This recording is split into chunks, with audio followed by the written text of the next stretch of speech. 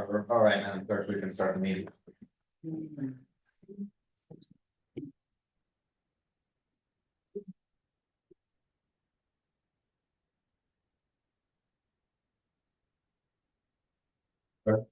Would you like me to take roll call? Yeah, well, we'll call to order the April 1st, 2025 City of Palo Alto and Palo Alto Unified School District City Schools Liaison Committee. If the clerk can call the roll. Councilmember Greer. Here. Councilmember Liu. Here. Board Member Segal. Here. Board Member Kamhai. Here. We have a quorum. All right, thank you. Well, welcome everyone. Our first item of business is open forum / public communication. So this is anything that is not on the agenda. If anybody would like to speak to the board / council committee.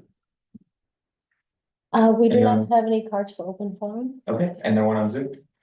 No one on Zoom. All right. We'll move on then to approval of minutes. And a motion to approve the minutes. Signature.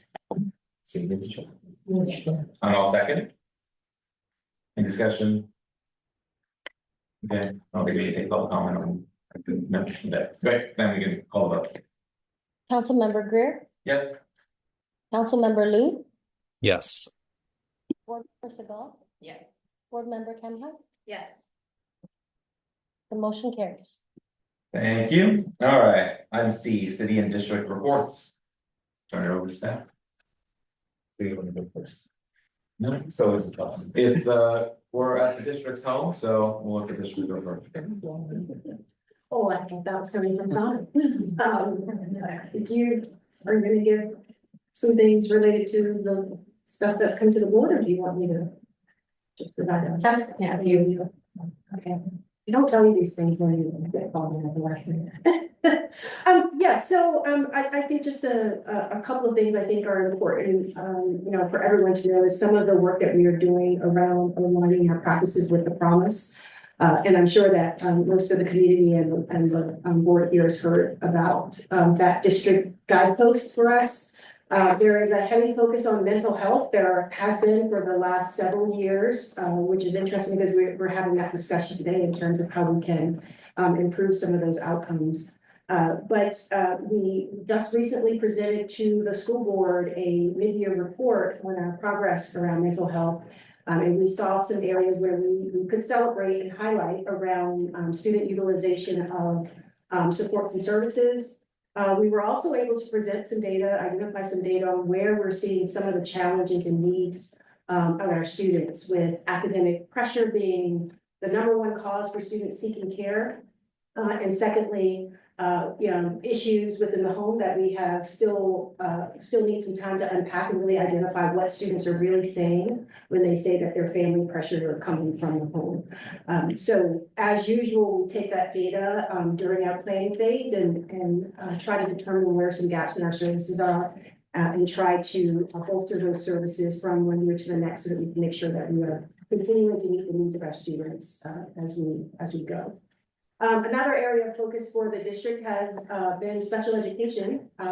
We are seeing a very significant increase in the number of students that we are serving with autism. So our programming is really focused on how do we increase and improve and strengthen our programs to serve our students with extensive needs, with our students with autism being at the center of that. But we thought we would go back and start with making sure that we have a forum where we can really discuss those needs and concerns. And we just developed a brand new committee, which is CDAC, which is Special Education District Advisory Committee. And the role of that committee is to really look at some of the data that we've collected and identify what gaps in services and supports we have for our students to that end, and try to improve services and service delivery for our most vulnerable students. So we're looking forward to seeing what comes out of that committee, as we are also focusing on our broader focus on students with disabilities. So you can expect to see that we are increasing staffing just to measure the impact of additional service providers at the elementary site. This will allow us to learn a little bit more about what kind of impact more staffing, more special education staffing can do to support our students. And if we see some growth and some opportunities there, that is a discussion about how we expand and where we expand. And what we need to do to ensure that we're ensuring that, continuous improvement in that particular area. Let's see, what else, Sean, anything else big happening? Yeah, we have the special education committee and that email went out to everyone in PAUSD. So including teachers, parents, community members who are interested in being on the committee. Just read the email and sign up to respond. For now, we envision it as being quarterly. And then if people are interested but don't know if the day or time will work, sign up, because what we do is then make sure that the majority of people can attend the meetings. And last, I think I'll just mention that we just finished our early childhood education committee, which was designed to figure out, how do we ensure that parents have access to high quality childcare, but also to ensure that we are bolstering our programs for our youngest learners, which are our pre-K and TK students. So that committee had its last meeting back in March, and we identified 3 key areas that we wanted to focus on.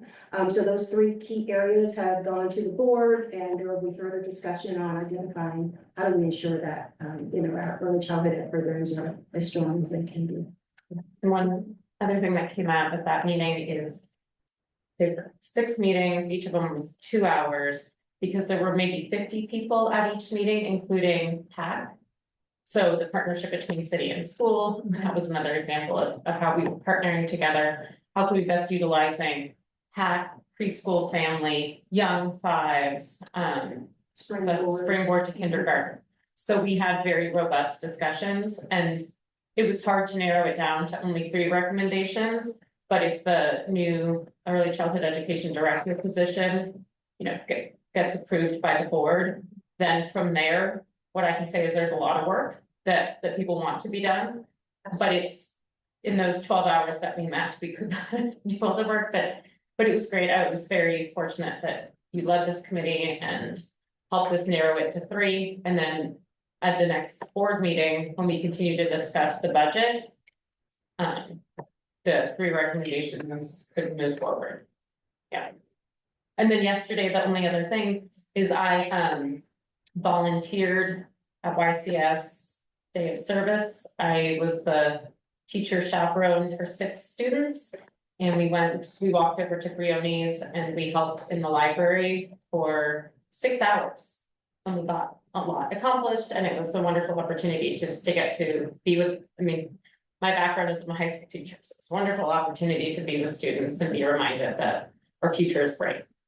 If I can add just one more thing, yeah. I could go all night, Yeah. but we also have been doing a lot of work around multi-tiered systems of support. And that's our MTSS framework, where we are attempting to identify supports for any student who may be struggling in school. So rather than trying to throw spaghetti on the wall and identify all these random things, we've really created a strong framework. So the minute we identify that a student is struggling in any academic area, we have a system now for that student to go through with both identification of need and those tiered resources that particular student needs in order to make progress.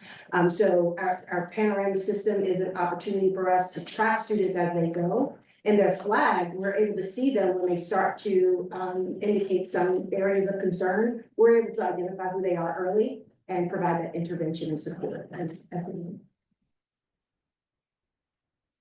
Okay, thank you.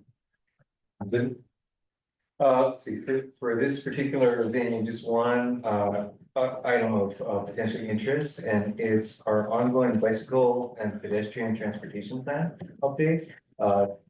We've got folks here who can speak to it specifically. We'll talk about Safe Routes to School, but perhaps on a broader context, just acknowledging how important cycling and obviously as pedestrians, we're all traversing our city. This has been a multi-month effort, and we have a workshop coming up actually tomorrow night at Mitchell Park at 6 p.m.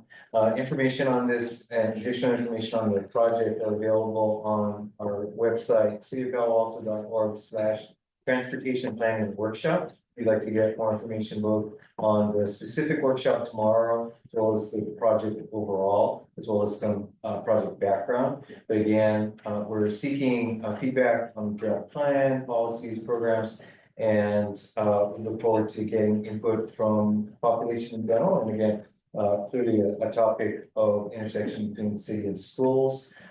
We have a comment period that will actually extend through the end of the month in April. So if folks aren't able to make this workshop tomorrow evening, we also have the opportunity to provide feedback throughout the time period. So that's one thing I want to flag. See, back to you, Councilman. Thank you. Any questions? All right, great, thank you. All right, let's move on to the first action item, item F, Safe Routes to School Annual Report for the 2022-2025, and endorsement of consensus statements. So I'll turn it over to, I'll open it up. okay, wonderful. So this evening, we have Ms. Sylvia Starlack as well as Ms. Rose Masterhazy. They are going to provide the report. It's actually a few years, I can say annual reports, a few years annual reports on the awesome Safe Routes to School program. And then this year, a unique opportunity is for both the board and the city council to renew our understanding and support for the consensus statement as well as the bylaws. So they will speak to that, and that particular part will need a motion at the end to go to the full board and the city council. So with that, I'll turn it over to you. Thank you. Thanks, Chantal. Good evening, committee members. My name is Sylvia Starlack, Transportation Planning Manager in the Office of Transportation for the city. I'm just introducing Rose Masterhazy, our Safest to School lead senior planner for the city, and she will be presenting the slides to you. Thank you. All right, thank you all. Thank you for receiving this 3-year summary of Safe Routes to School program accomplishments and partnership outcomes. As Sylvia mentioned, I'm Rose Masterhazy, Safe Routes to School senior planner for the city of Palo Alto. And with me is our Safe Routes to School middle and high school associate planner, Audrey Smith, as well as our Safe Routes to School administrative assistant, Cynthia Zhao. As Palo Alto residents with children attending El Carmelo Elementary, Green Middle School, and Gum High School, all 3 of us are excited to support this evening's presentation.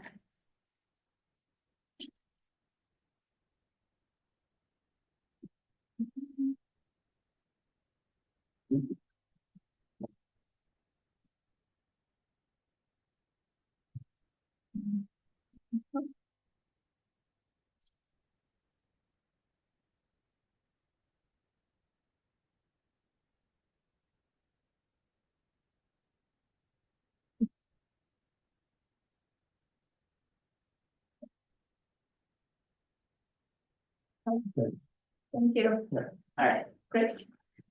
The Safe Routes to School presentation to the City School Liaison Committee provides an overview of the Safe Routes to School partnership, celebrates 30-year milestones and key performance metrics, shares 3-year program highlights and trend analysis of outcomes, and identifies anticipated program priorities. Partnership is our most valued priority.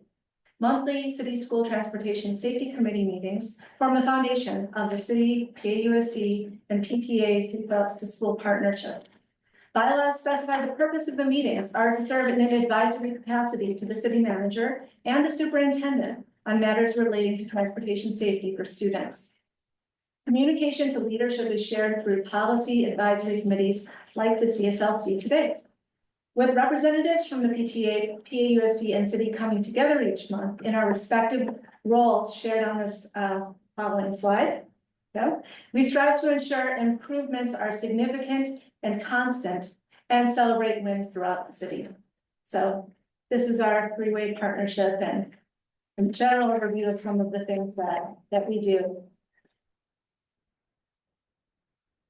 Key 30-year achievements of the 3-way Safe Routes to School partnership include in-school K-5 and 6th grade bicycle and pedestrian safety education, a shared partnership commitment to prioritizing school commute route safety and accessibility, and notable success in reducing risk and in encouraging families to choose healthy, active, and sustainable school commutes. With more than 4 times the number of bicyclists and pedestrians compared with national walk bike fee rates, the Safe Routes to School Partnership continues to identify new ways of minimizing morning gridlock along school commute corridors, while elevating the joy and practicality of foot and bike pedal powered transportation.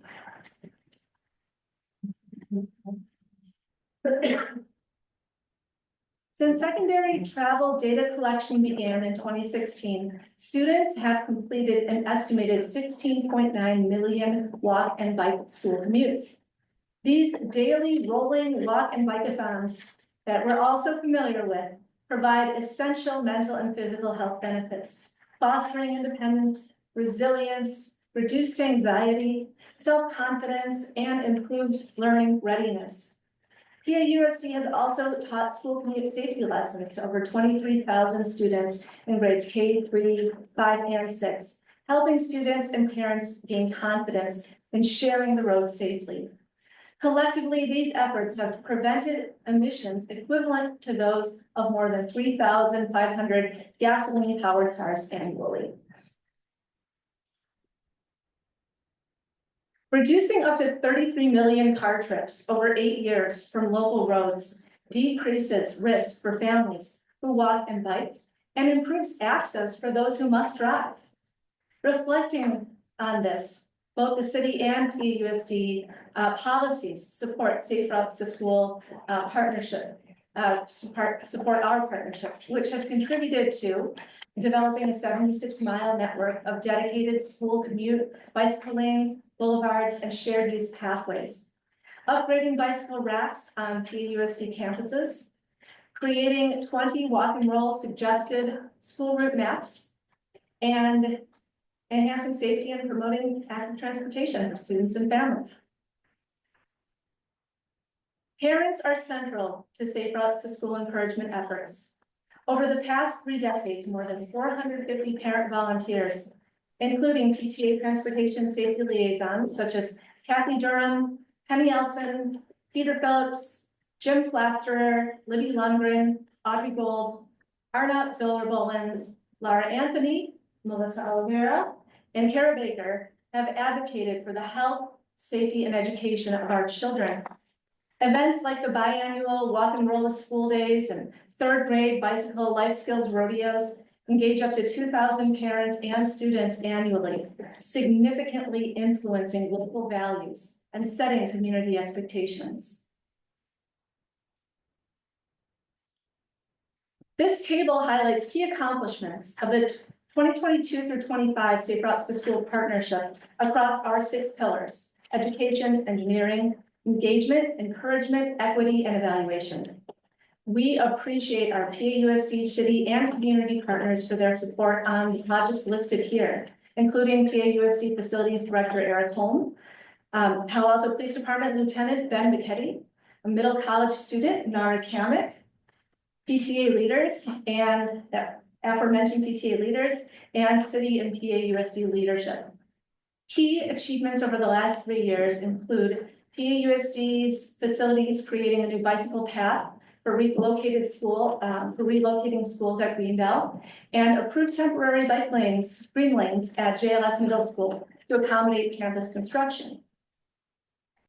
In addition, VTA Measure B funding supported a new Safe Routes to School youth coordinator.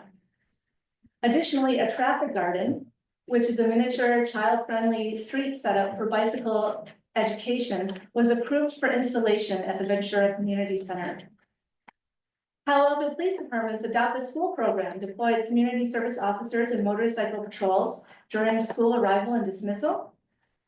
And we partnered also, the PTA, PAUSD, and community members partnered to launch the Black History Heart and Soul Roll event and help revive Bike Palo Alto as an in-person family cycling celebration.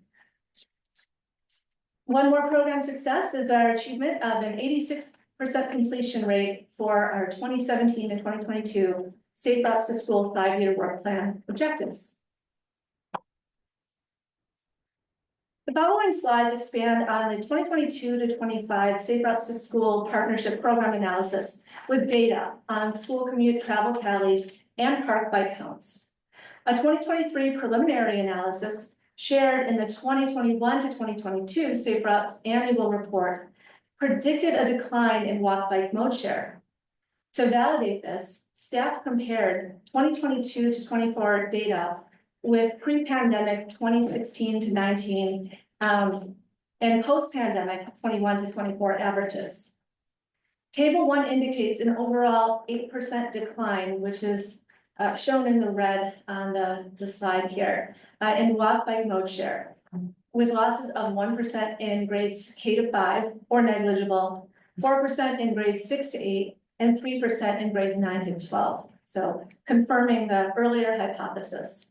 Notably, walking rates remain stable for middle schoolers and declined by 1% in high school, suggesting that the overall drop was driven primarily by reduced biking rather than walking. Hard counts of park bicycles help assess potential biases in student-reported travel tally data that I just shared in Table 1. Chart 1 indicates a 3% decrease in middle school bike rack occupancy from an average 50% pre-pandemic, 2016 to 2019 metric, to 47% during 2021 through 2024. Notably, 2024 saw a sharper 4% decline from the previous year, contrasting with the roughly 1% decreases observed in 2021 and through 2023. Chart 2, high school park bike count data shows a 5% decline from a 45% average in 2016 to 19 to 40% in 2021 through 2024, using the same calculation methods as chart 1. The 2024 bike count percentage dropped 1% from the previous year, continuing year-over-year decline since 2021, also indicating a negative trend. Post-pandemic 21 to 24 data suggests a shift from the 2003 to 2019 trend of increases, although there has continued to be minimal change at the elementary school. So a much more stable relationship.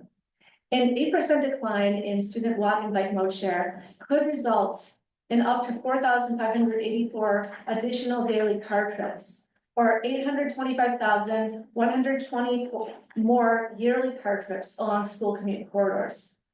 Middle and high school bike count declines indicate a mean loss of up to 324 daily secondary student bike trips. So post-pandemic, we believe several factors have impacted student transportation patterns. Some of those include shifts in community initiatives, so our changing community priorities. So since the pandemic, there was a contraction of partner involvement, but we are seeing an increased engagement the further away we get from the pandemic. So that's one of the reasons. Another is a decline in youth education programs. So 2022 to 25 period, actually a little bit earlier than that, saw the discontinuation of parent-led programs, such as the 8th grade Getting to High School initiative and reduced participation in opt-in programs like middle school bike skills. Parents continue to express concern over the need for enhanced road sharing education, particularly regarding e-mobility devices like mopeds, scooters, and e-bikes. Another factor may have been transit service reductions. So post-pandemic, ridership declines led to the elimination of the Palo Alto shuttle, which was helping to serve Palo Alto High School, Green, and JLS. There were also cuts to the VTA 288 school tripper service and reductions in PAUSD school bus routes at Gunn, Fletcher, Briones, Darren Park, Nixon, and Palo Verde. Another factor may have been restricted school access. So locking school entry points after morning arrival and dismissal may disrupt active commutes, increase time pressure driving, and cause confusion about access. And lastly, we just wanted to mention some challenges in community outreach. And, despite staff efforts, reaching busy working families remains difficult. Especially when families rely on social media for information, where city staff cannot always respond to misinformation or, just information sharing that, we're not able to help clarify or be a resource to help support. To address declining walk and bike mode shares, this is our good news. The following actions are recommended. The first is to align community initiatives. We recommend endorsing the revised Safe Routes to School Partnership Consensus Statement and Bylaws. Approval by Palo Alto Council PTAs, PTAC, City Council, and the PAUSD Board of Education will reaffirm local commitment to Safe Routes to School goals. Enhance secondary education. The Safe Routes to School Youth Coordinator, Associate Planner, will explore expanding bicycle and pedestrian safety education for grades 7 through 12. And we'll also collaborate with youth and transit providers to improve access to sustainable, equitable, cost-effective transit options. We want to continue working with our PAUSD partners to integrate transportation safety recommendations into school perimeter safety and security protocols. And we'll continue to have those conversations via the City School Transportation Safety Committee. And last of all, increasing public awareness. As our city manager mentioned, continuing to develop the bicycle and pedestrian transportation plan update.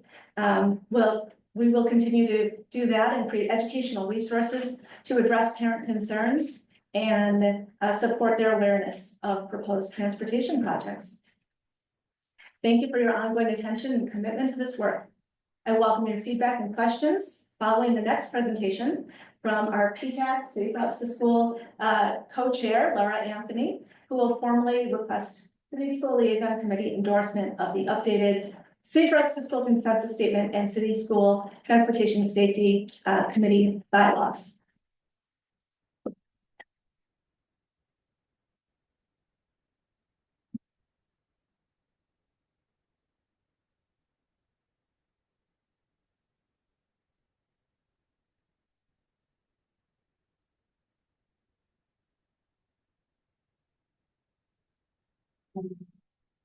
So yeah, he's queuing up the next presentation and we can.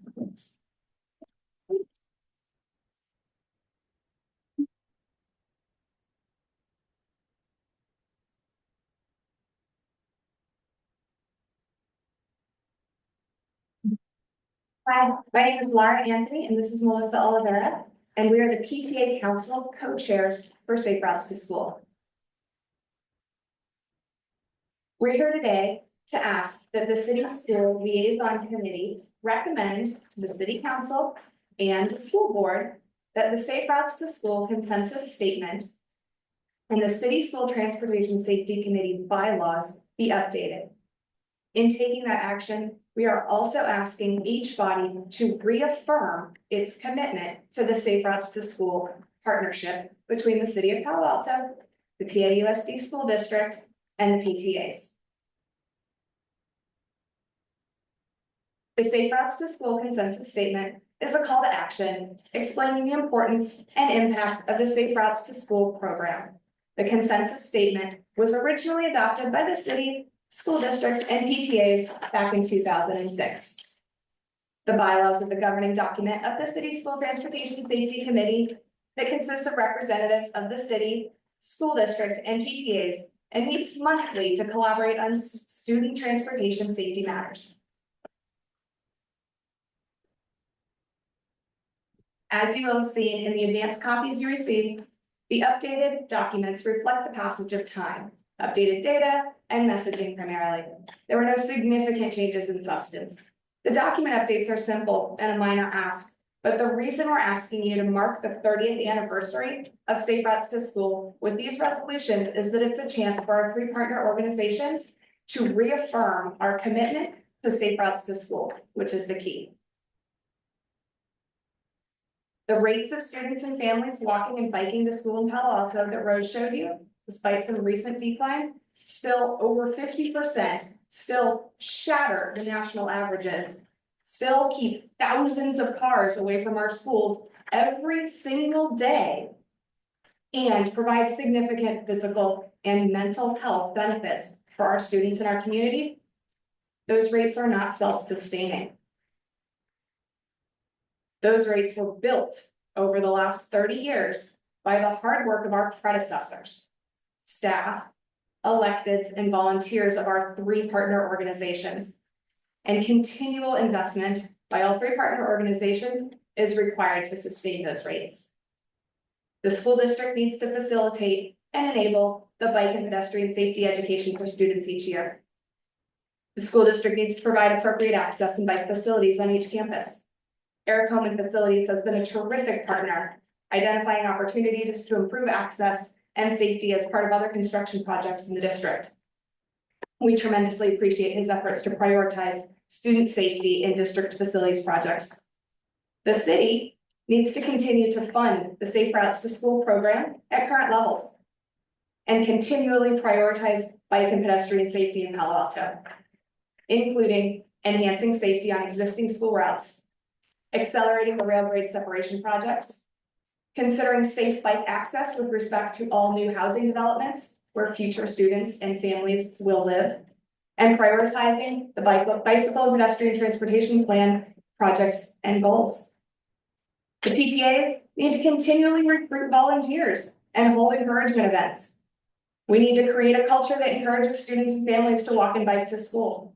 Every time I hold a walk and roll event, new families tell me, we'd never biked to school before, but my kids wanted to try it because it was bike to school day or it was walk and roll week, and it was great, and we're gonna keep doing it. The nature of school is that the seniors graduate every year and a new crop of kindergartners enters, the work never ends. Students and families have to feel safe and supported on their routes in order to consider biking and walking. It takes all of us working together to produce that. So we ask now for a formal recommendation from this committee to City Council and the school board to approve the proposed document updates together with resolutions affirming each body's commitment to this program, which so greatly benefits our students and our community. Let's celebrate the 30th anniversary of this tremendous partnership and the hard work of our collective predecessors by committing to continue this important and impactful work. Thank you for your service to our community and for your support of Safe Routes to School. Okay, thank you. Any other presentations? No. No? All right, wonderful. Well, thank you everybody for presenting. We'll do public comment first. We have 3 public comments for this item. Matt, Great. 3, Okay, and we'll do 3 minutes each. Matt O'Neill, Kyla, and Ken Horowitz. Matt is on Zoom.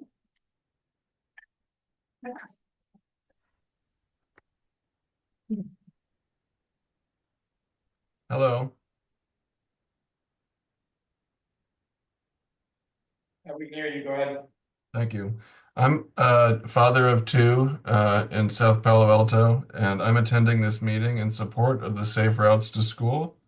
I would love to see the program continue. It's been a great benefit in our neighborhood, and I would like to see it fully funded at current levels and prioritized by the city and school district to continue the great work that we've been accomplished over the last 30 years. We're proud to live in a community that prioritizes cycling and walking to school. Thank you.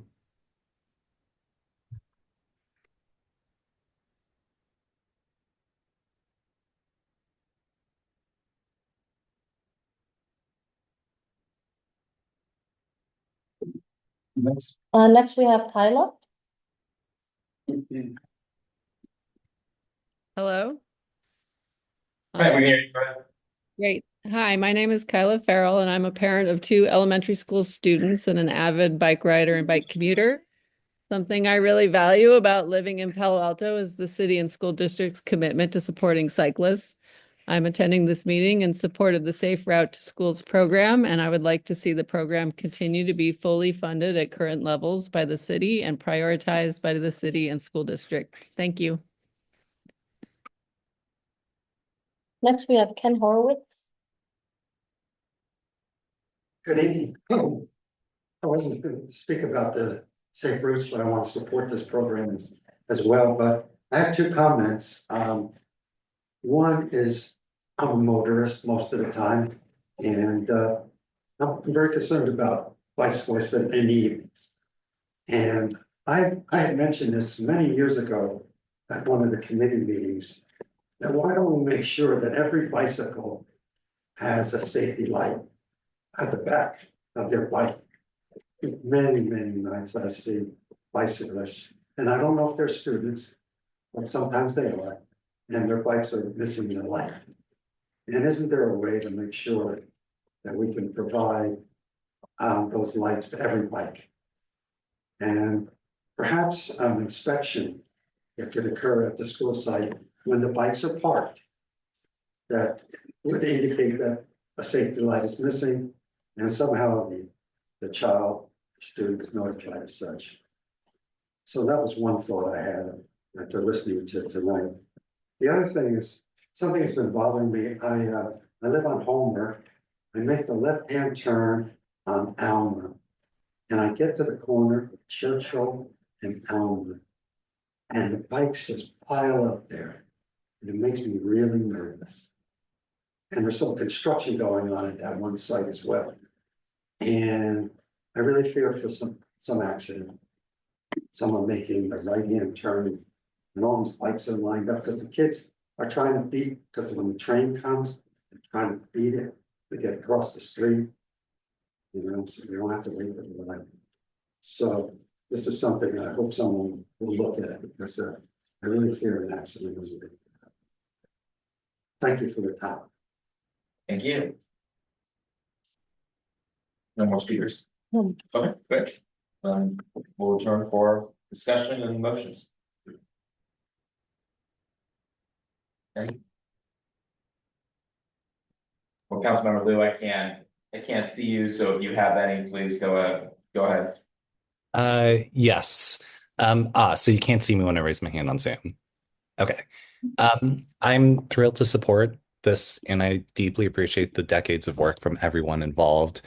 I did have a couple of small questions about the bylaws, and I think the fundamental root of this is, I do notice that there aren't substantive changes to the bylaws, but I do want Safe Routes to School to be more effective year after year, decade after decade. So should there be any substantive changes to the bylaws? Should we think about um, uh, adding more voting members or reconfiguring things? Or were there any options really discussed at the staff or PTA level about what more we could do to further improve Safe Routes to School?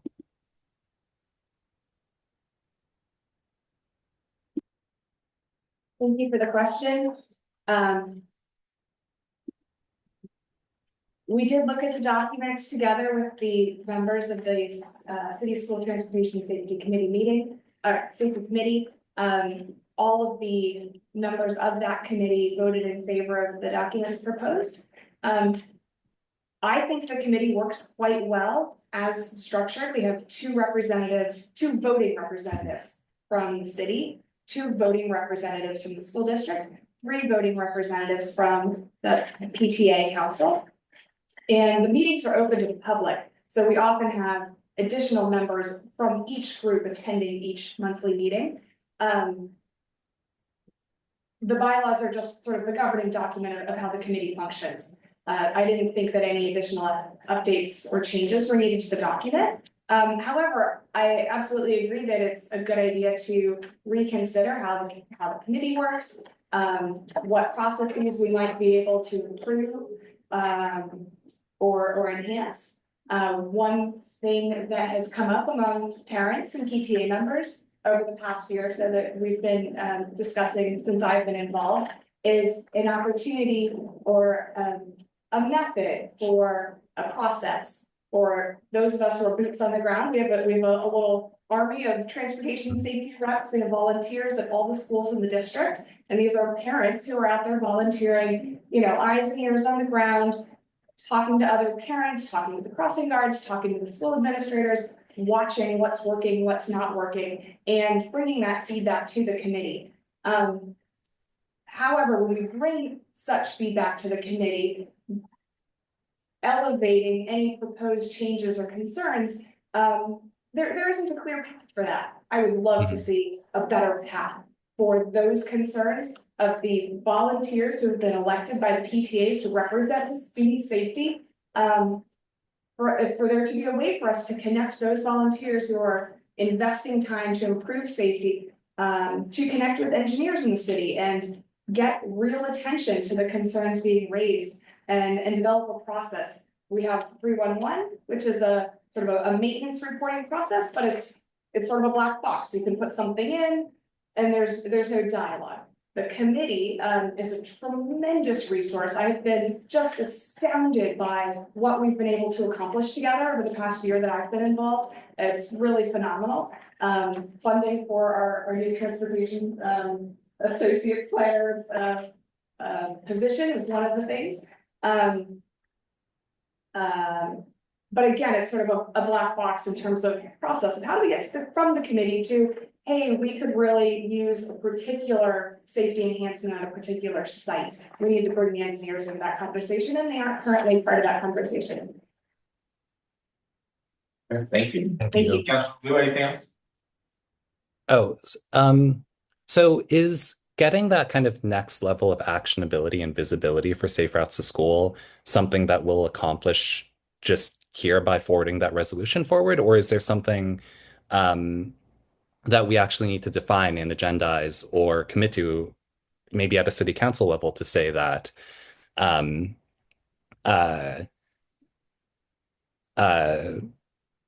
there's some way to route safe routes to school formally, like as a formal referral to staff or things like that. I'm curious if the city has,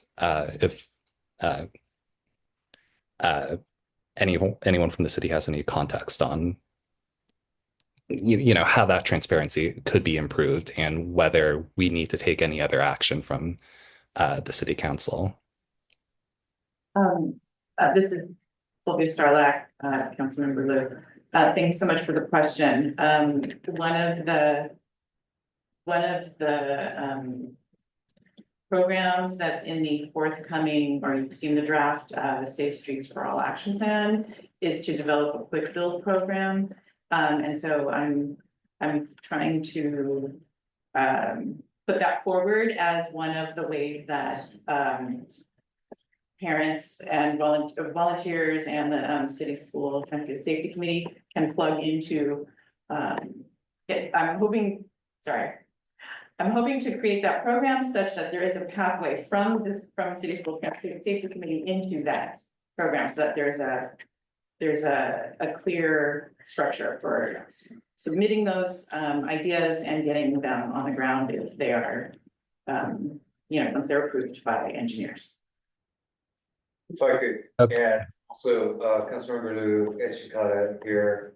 I would say that as I read the bylaws, they do provide all the enabling action and responsibilities needed. And ultimately, with the, as shown here, representative from the City Office of Transportation, along with the police department, it really enables that both the interaction from the parents and the volunteers to both the city specifically, but also the really the collaborative that exists between the city and the school district. The example that comes to mind is safety concerns that were raised around Escondido Elementary School last year, I think it was, for 10 plus. And as such, our city's transportation official was able to move from that as it related to both physical changes as well as the deployment of a school crossing guard, which was again approved by the city council on the recommendation of both the Office of Transportation and Police Department. So the enabling is all certainly there, and in terms of the perception of this as a black box, but frankly, it relies on staff's ability to shine a light on that black box and ensure that is carried through faithfully through the work that is done by the committee. Maybe one last follow-up question on kind of the spirit of the quick build program. For example, we've gotten public comments in the recent past about how we should really daylight our intersections around safe routes to school, and schools more generally. If the safe routes to school group actually voted and endorsed such a policy, I wouldn't want to see that we wait for the bike and pedestrian plan to be fully adopted, that we then wait a little bit more time for the quick build process and workflow to be fully established. And then daylighting is one list of quick build projects that we eventually get to, among others. Does our current structure allow us to prioritize or escalate or otherwise like get that transparency around things like daylighting intersections if Safe Routes to School did endorse that or push for that? Yeah, again, I'll share a perspective on this. Again, I think it's in this particular case, an issue of both coordination among city departments and setting it as a priority in terms of resource allocation. So I suspect that'll be a discussion for the city council as part of your budget approval that will be coming up in the next month. And again, acknowledging that we're currently without our chief transportation official, that had been and will be a issue of coordination between transportation, public works that does the actual painting, and the police department in terms of priorities, because obviously we've got, I'm not sure what the number is, intersections throughout the city of Palo Alto, but as such, there will need to be some priority setting. But to your point, this does not require a direction through a plan in order to set some initial priorities that would ensure that we're focused on the most important intersections. Okay. I understand there's the city process, but I also just want to reiterate and that I encourage the Safe Routes to School working groups that please don't feel discouraged by any black box, that we really need strong advocacy on all the issues that you see, and passing resolutions and flagging issues, I think provides the right pressure for us to actually make progress here. So I just want to leave with that note. Otherwise, I'm very happy to move the recommended motions forward. Good, thank you. Allison? Sure, I first wanted to thank folks today for the presentation. It was really helpful to see all the great work that's been done. And so I thank you for taking the time to present, and also your predecessors for laying the groundwork for the really tremendous bike walk community that we have here. I benefit every day as a parent. I have 2 children that bike to school, and I'm very aware that they are safer the more kids that they're biking with. So this really is something that takes a community. And I appreciate the partnership in this, not just among the entities you've named, but among all of us who every day are either biking with or sending our kids out to bike or walk to school. So I also am very much in favor of what you brought forward. I will echo my colleagues' comments. Since I was going to school here at Bologna JLS again, there have been tremendous improvements. And even just when my children recently went to school at Greendale, when Palo Verde got moved to Greendale, the improvements, I see how quick you can work, because the improvements now for kids who are at Hoover but are at Greendale, there have been major infrastructure changes just for bikers that have made it a lot safer. So I acknowledge the work that you've done for 30 years, but even in the short term. And so just to clarify, because we don't have it in here, the drafts and the bylaws, but in the email, the red line comparison, yes, I just want to make sure that we have a red line comparison, the draft proposed, and then we also have consensus statement here, and then so the resolution. And so what you are asking for tonight is for this resolution, and the one that we have here is from 2006. But I just want, and just for anybody listening, so the one we have here in the attachment is 2006. But it would be this resolution as stated here, but then just a new date, reaffirm it. There's a red line and then we have a new one. We sent through the document updates that were proposed. Okay, And each body will, need to produce the Yeah. appropriate resolutions, Okay. modeled off the 2006, but okay, yes. got it. I just wanted to make sure with it, because there's some things here and then there's some, but yes, I fully support the motions going forward and thank you for your work and your continued work. And I also like the idea of, how can we get these bike lights to ensure all students have it?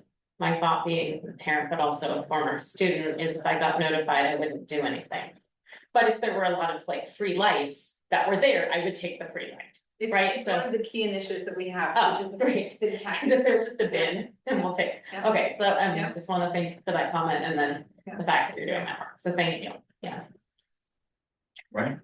I agree with everything that's been said. I appreciate you presenting. I think this is one of the great success stories of Palo Alto, for our schools and for our city and for our PTA. This is a perfect example of a partnership between our agencies that is really robust and working and seems to be a model for so many others out there. Also, yeah, it's been fun to kind of grow up with this program. I actually started kindergarten in Duvenet the year that Safe Routes to School started the education component. And so it's been fascinating to be able to kind of see it as both a student and as a community leader. And so just applaud you for incredible work and excited that we're renewing this. My only question, because I was just a little confused on this chart here. Because it broke it down on like the very last column, it shows like the difference between 2016 to 2019 and 2021 to 2024, both walk and biking. Breaks down K through 5, -1%, 6 through 8, -4%, 9 through 12, -3%. And then it seems to be a K through 12. So, but then there's a total of -8. Yeah. It seems like we're double counting away. We don't want to double count, or am I misreading that? Yeah, K to 12 is actually just like the mean of the averages. But Okay, we wanted to sum. So the sum of the averages is -8. If you took the mean of the losses of 1, 4, and 3, you would come up with 3. But we're not looking for the mean of the losses. We're looking for the sum total between the different grades. okay. So it's 8. Gotcha. Okay, I appreciate that. And I mean, is the hopes, I guess, the hope that a part of this renewal will be, we're gonna be able to do a bit of postmortem on this and try to understand exactly what's been leading that reduction and how we can fix it. It's great, because these numbers are already so great. Of course, we want to continue to see them improve, and that dip is concerning, I think, for everybody. It doesn't seem like, I'm not concerned that it is a real ongoing trend. We can continue to see that dip, but that's my understanding, and I'm seeing heads nodding, so that's good. We're moving in the right direction, and we're just thrilled to have new staff that's going to help address one of those key factors we think that have led to some degree of decline by supporting middle and high school bike safety, education, encouragement, transit adoption, etc.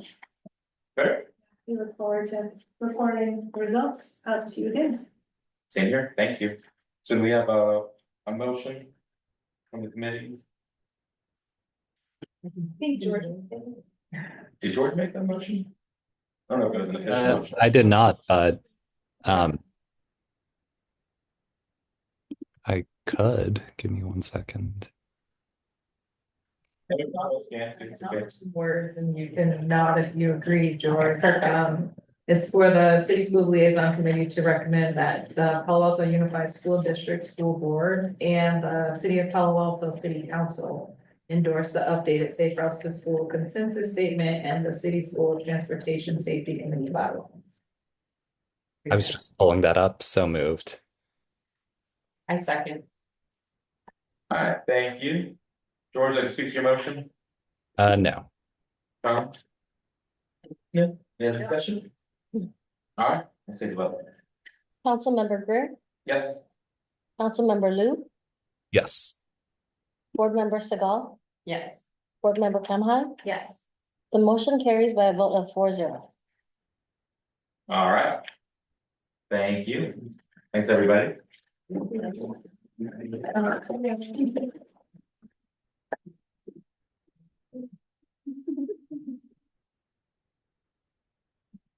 Okay, we'll move on to our next item of business, item E, youth mental health proposal for city and school district partnership with the JED Foundation. And we got a couple of participants that will need to be promoted, so the Katie Burley, Tony Walker, and Clerk Michael. Are all three there? Great. Give me one. No problem.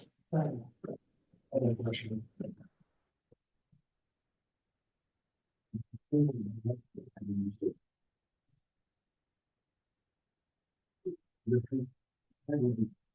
I have all three promoted to panelists. I'll just wait, so. There's a little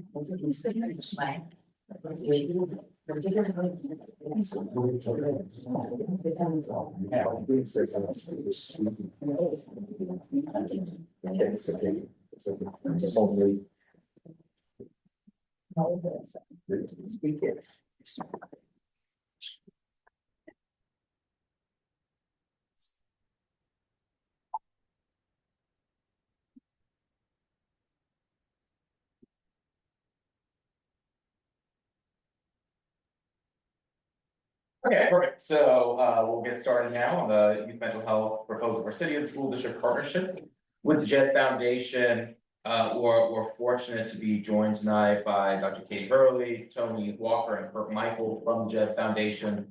They're joining us via Zoom. I'm going to have them speak to the specifics of JED and what they can bring to our community.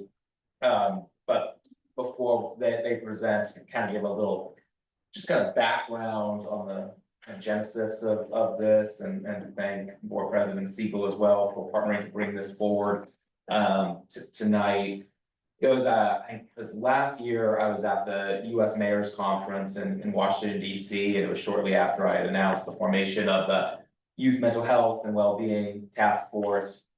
And we had the Secretary of Education present to all the mayors in the room on just kind of the state of education across the country and what cities could be doing to address this issue.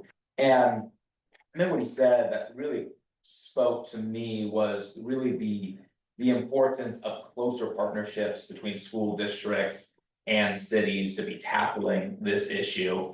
And he really kind of spoke to this, the fact that when 3:45 hits and students are then released from school, it's not like they all of a sudden, leave the care of the school district and then are turned over to the city and then vice versa the next morning. And so having closer partnerships, being able to have a greater sharing of resources and collaboration, et cetera, he's talking about is really key at tackling this issue. I think both agencies have done a great job over the decades of being able to invest in resources and our nonprofit partners and bringing a lot in-house within the school district.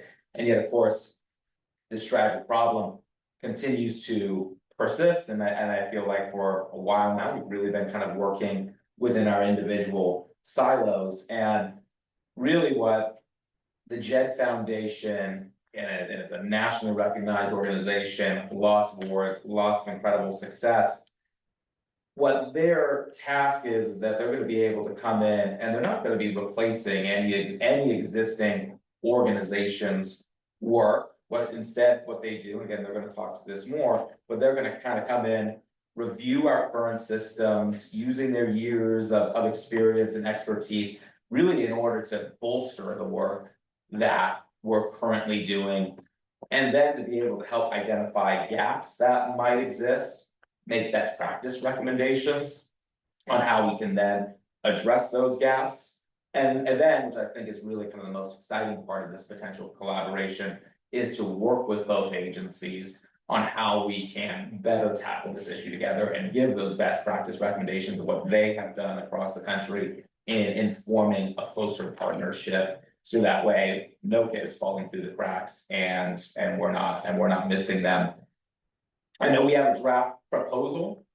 It's not a final contractual agreement at all. I've spoken with Jed. They are open to working with staff from both agencies to be able to maybe draft another proposal that might work better for our needs.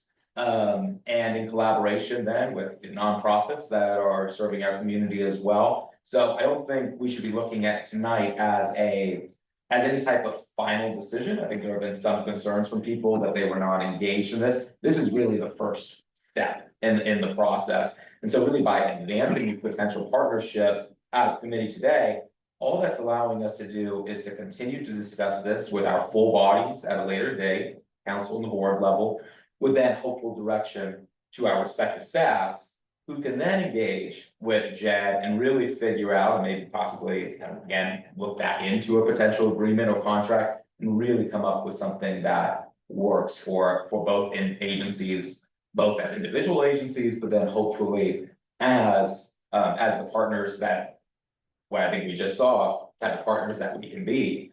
I think we can continue, I think we can really build off that and be incredible partners here within the realm of youth mental health. So that's kind of my introduction to it. I know, Sean, if you want to say anything? No, you summed it up well, and just that it did come out of at the end of the Youth Mental Health Task Force. It was Councilmember Lithcott Haynes who had the connection to Jed, and who this could be a powerful way to collaborate between city and school, and having an outside agency just coming in and looking at our system, city systems, but the part that sounded really unique and something new is also the Venn diagram approach of city, school together. There's some pieces that are separate, there's some places that are different. And for a district like ours, we are spending $24 million on youth mental health. At this time, we have amazing staff, we have wellness centers. And so from my understanding is it wouldn't be, this is what we need to add. It might be looking at, are there different surveys that we could be doing to ensure the efficacy of the programs we already have. It wouldn't be replacing any partnerships. It's like, how can we better partner? So that was the conversation that we had. This is, again, just a discussion here. There isn't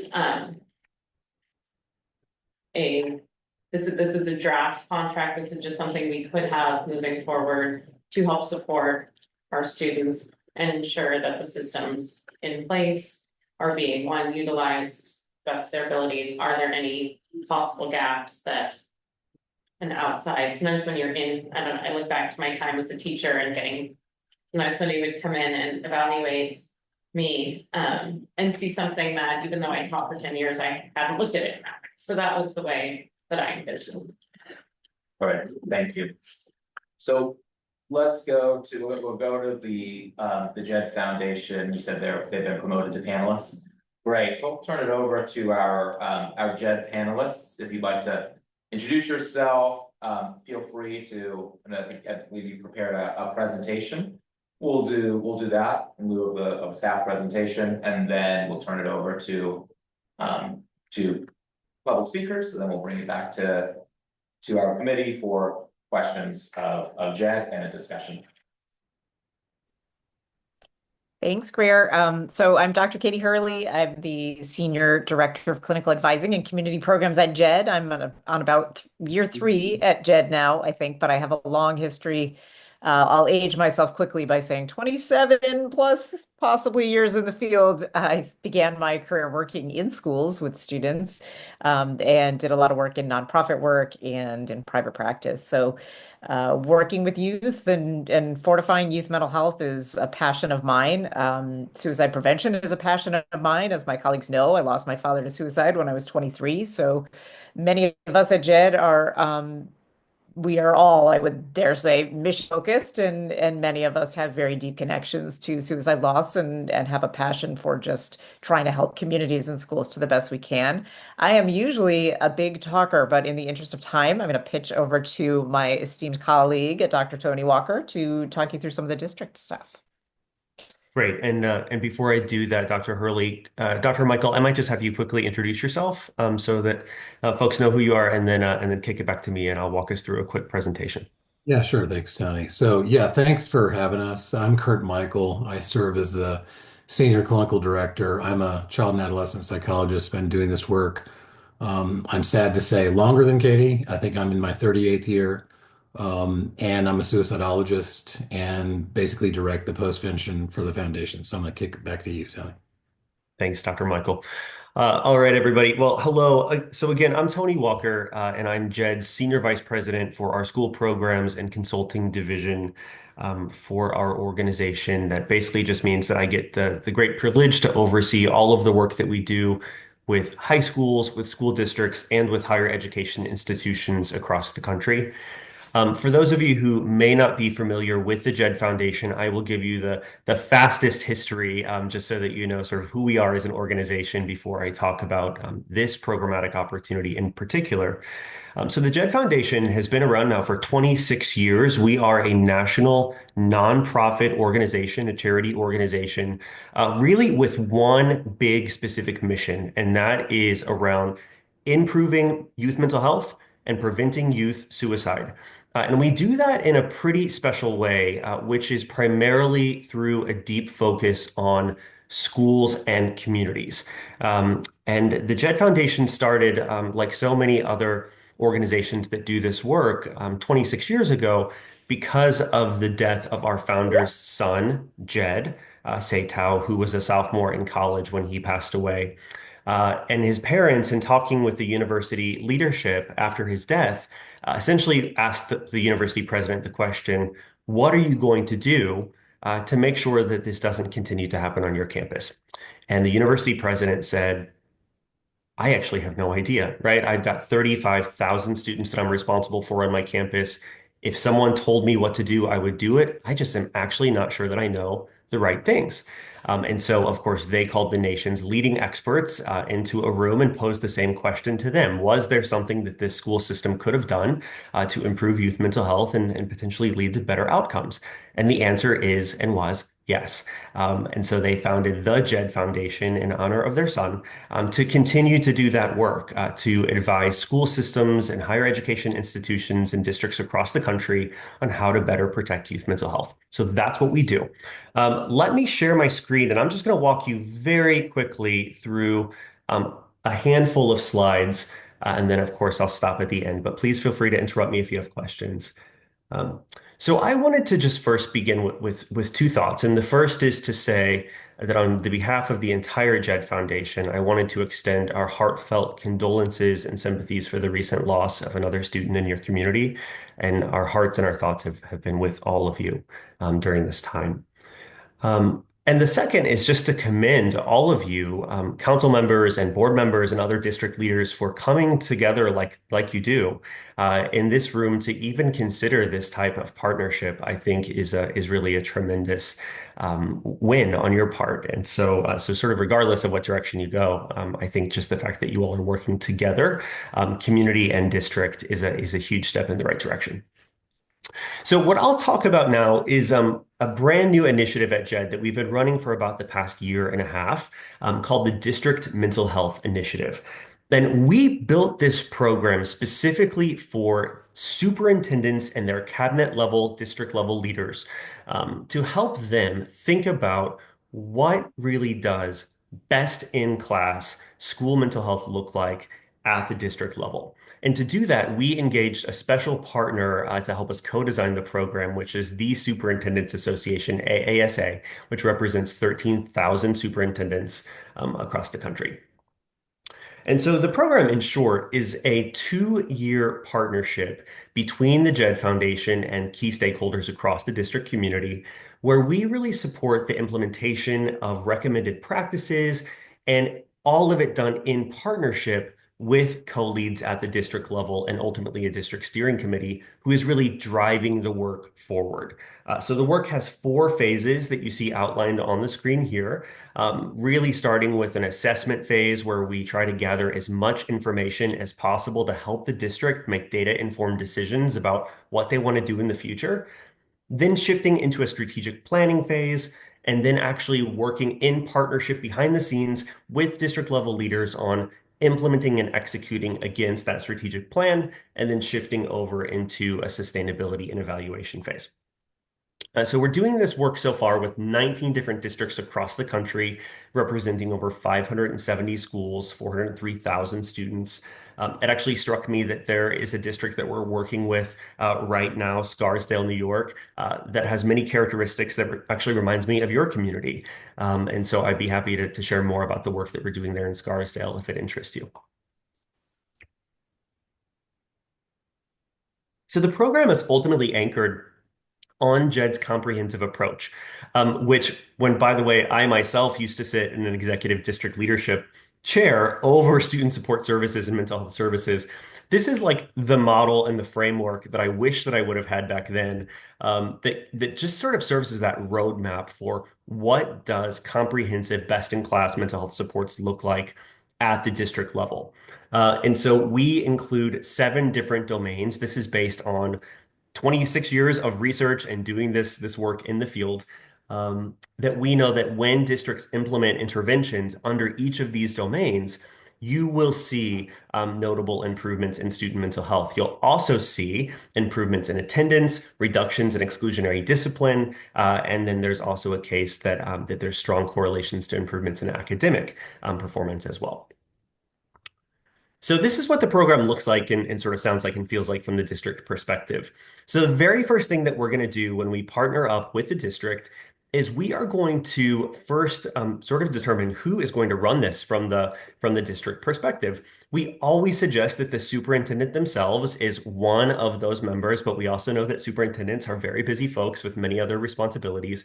And so they typically designate maybe an assistant superintendent or another cabinet level leader, and then actually maybe a third to serve as co-leads who will help to drive this work forward over the next 2 years.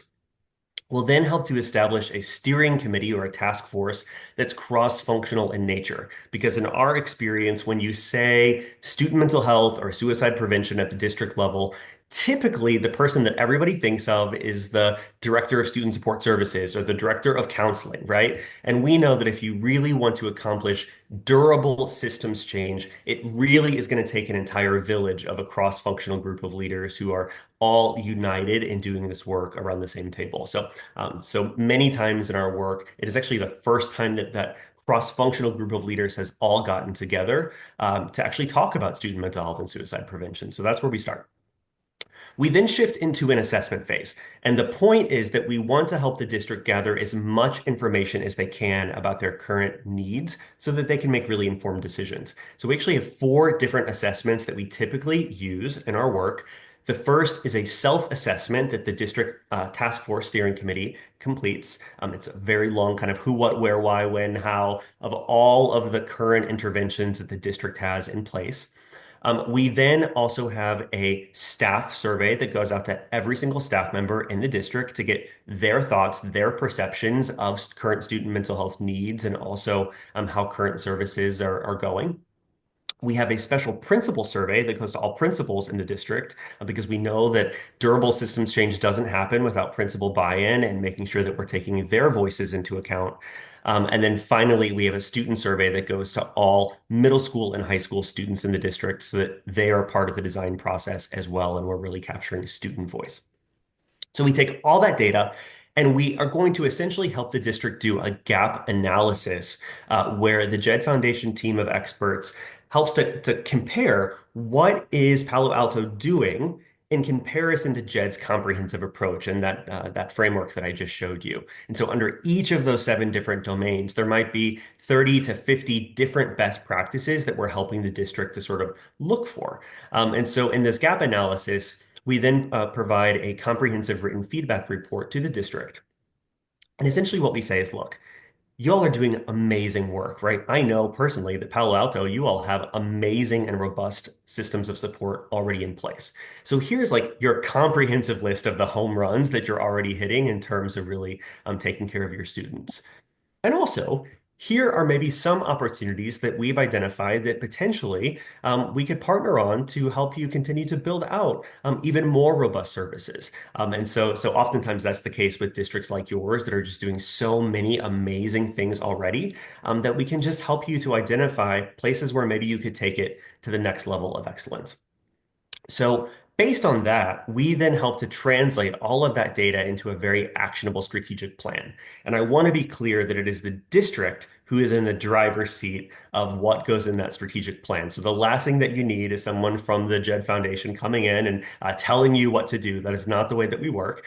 So we are a thought partner, right? We are your sort of your co-driver, if you will, in the car that is going to give you some advice, be that friendly voice and consultant behind the scenes to try to just help the district avoid any pain points along the way based on our years of experience doing this work. But at the end of the day, it really is the district leadership, of course, who's driving exactly what the district is going to prioritize, what types of new programs, new services that the district wants to build.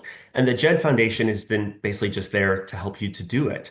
And so that's what this implementation support phase is all about. So after it's in a strategic plan, our experts are then boots on the ground with the district's leadership team to help them go forth and build and do those things, avoiding pain points along the way.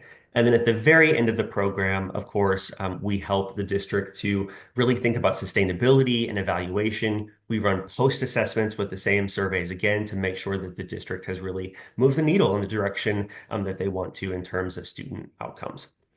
Last thing I'll mention, and then I'll pause because I know I've talked at you a lot already, is that in addition to really helping Palo Alto Unified do this work, there's also some other benefits that I'll mention really quickly. The first is that all of our participants have access to a monthly learning series where other superintendents and cabinet level leaders from across the country come together and we provide monthly topics around school mental health and suicide prevention where district leaders can get to know their peers in other districts across the country, problem solve. It's really nice to sort of have a phone a friend who is your counterpart at another district to be able to call when, you know, maybe you're dealing with a complex issue. So we help to foster that sense of connection. We also, if the district would like for us to, are willing to do a policy review where we'll look at things like current postvention policies, crisis management policies, bullying prevention policies, and are able to provide helpful guidance if that's something that the district is interested in taking a look at. And then finally, it also includes 2 in-person site visits where our team actually comes out and sits with the entire task force. The first visit is really dedicated to part of that discovery phase of the assessment, running focus groups with district leaders, really understanding the needs. And then the second site visit is really dedicated to that strategic planning phase. So I think I'll stop there. And would be happy to answer any questions that you all might have. Perfect, thank you. Before we get to questions, do you have any type of presentation or brief comments on then the potential city partnership?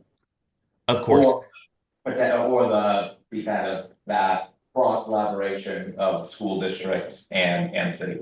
Yeah, of course. So Dr. Michael, I'll turn it over to you for that. Maybe I'll just start by saying Now, part of what we find really works best is when there is alignment between efforts that the city and the community are taking writ large, and what a district is doing in terms of all of their schools, right? And so I think what's really beautiful about this opportunity is that by doing those separate streams of work in partnership and in tandem, I really like that sort of that analogy of the Venn diagram, right? Where we can, of course, do two separate things, right? The district's going to be focused on district initiatives, the community's going to be focused on community initiatives, but to see where is there overlap, where are there opportunities to work together in partnership to make sure that those efforts are aligned.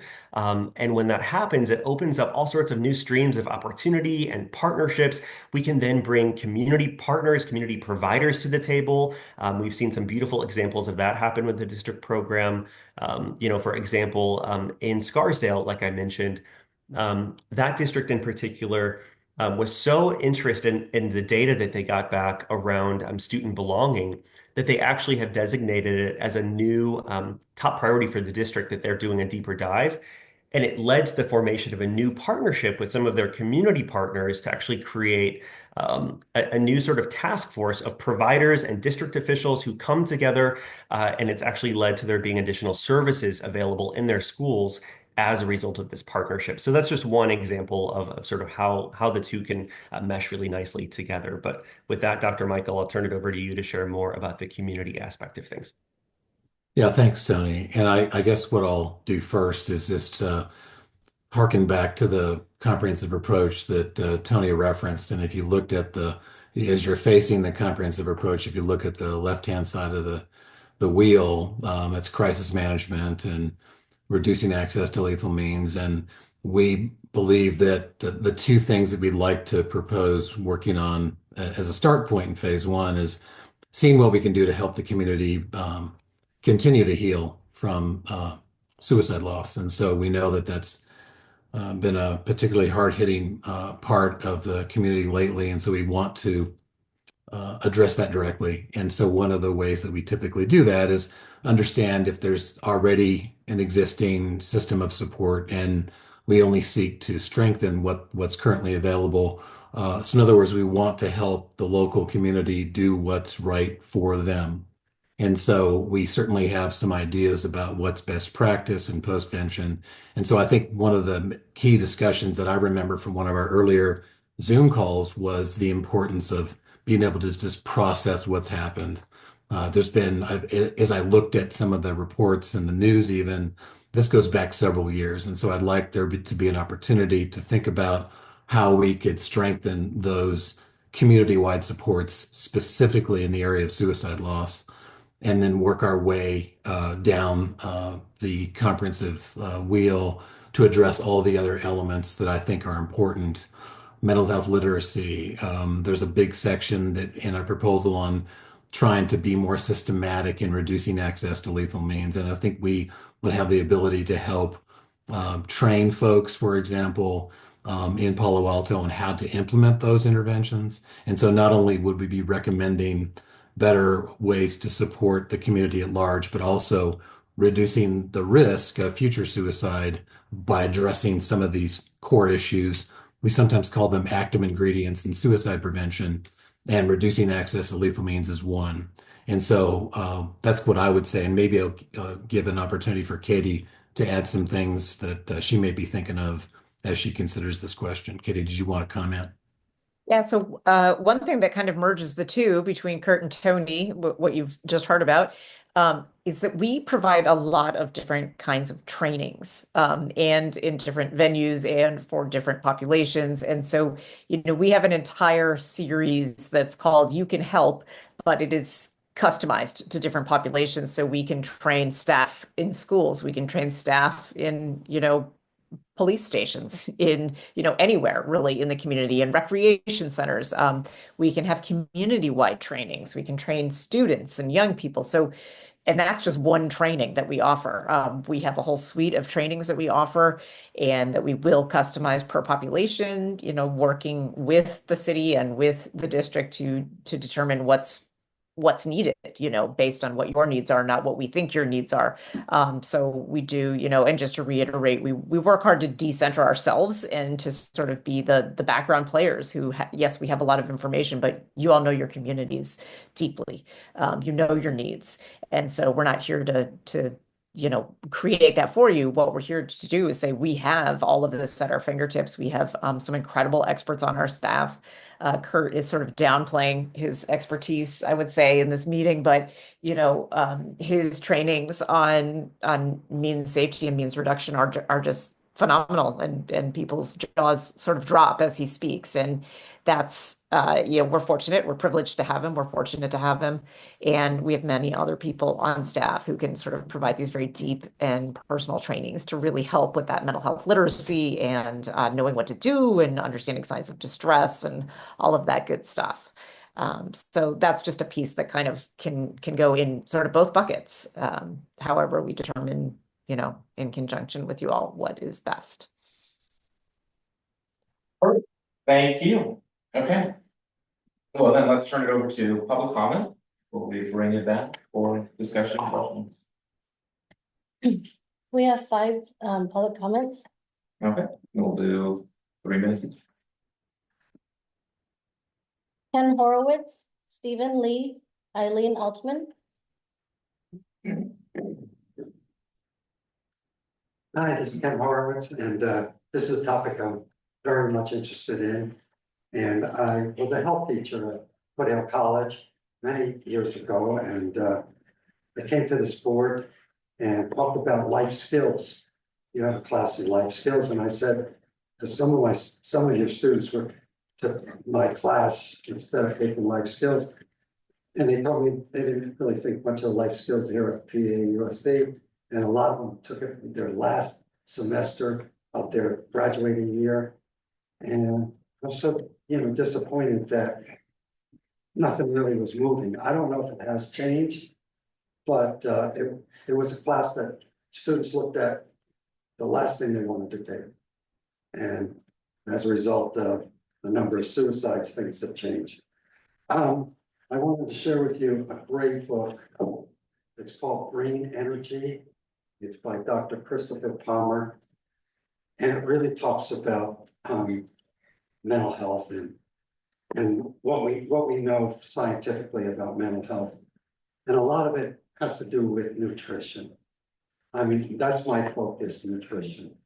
And the city council knows I talked about soda, and I brought up in the past how there's a link today between drinking soda and mental health. But that's not the only thing, that's creating it. We heard earlier, that's the stress of students, the grades, getting into college, parental pressures. I think I'm totally supportive of this project with the Jet Foundation. What we need to do is use everything in our toolbox. And if this is another thing in the toolbox, let's do it. Now, the big thing, and another one of my, things that I've been advocating for, is how we're going to pay for all of this. And Santa Cruz did something most recently. They passed a soda tax. It's called Measure Z. And interesting enough, the monies from the soda tax is promoting bike and pedestrian safety. Interesting, we heard that earlier today, and investing in resources for youth mental health. So when I look at the city council agenda and the work plan, all it says is we support youth mental health. But there's nothing concrete in there.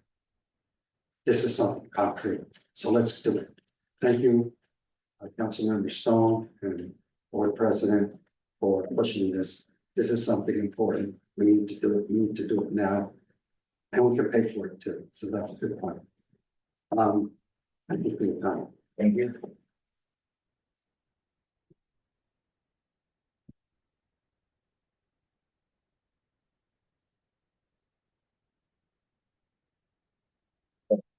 Good evening, committee members. My name is Stephen Lee. I'm a member of the board of Project Safety Net, as well as the Palo Alto Council of PTAs.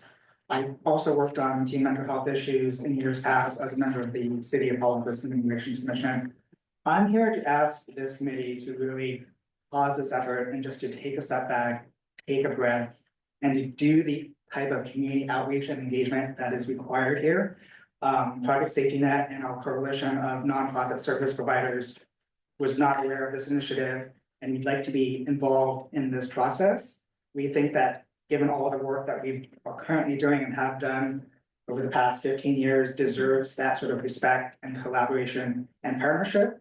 And together we can determine not if we should work with JED. There's no doubt in my mind that there's a lot that JED can bring to the table and a lot of value they can bring to the work that we are doing together. But rather how we can figure out how we should work with JED, given what we're each working on and how we can, we really need to figure out how do we collaborate, how do we divide and conquer. A lot of what is currently proposed in this initiative are things that PSN and other organizations are currently working on, and we certainly could use help with.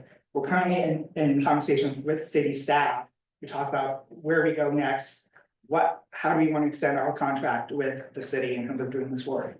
So I ask that, given the fact that funds are very limited, we've heard that there likely will be budget cuts this year, given the tough budget situation. Funds are limited. So it's important that we engage with those on the ground locally who are doing this work, and to do that engagement first, before we do any contracts, before we spend any money. And together we can figure out, not if, but again, how we can collaborate and work with JED to make progress on some important issues. So thank you so much for the amazing energy and the intent behind this. But again, we are asking this committee to take a pause and really do the engagement that this community is known for, and quite frankly, that we as stakeholders deserve in this process. Thank you so much.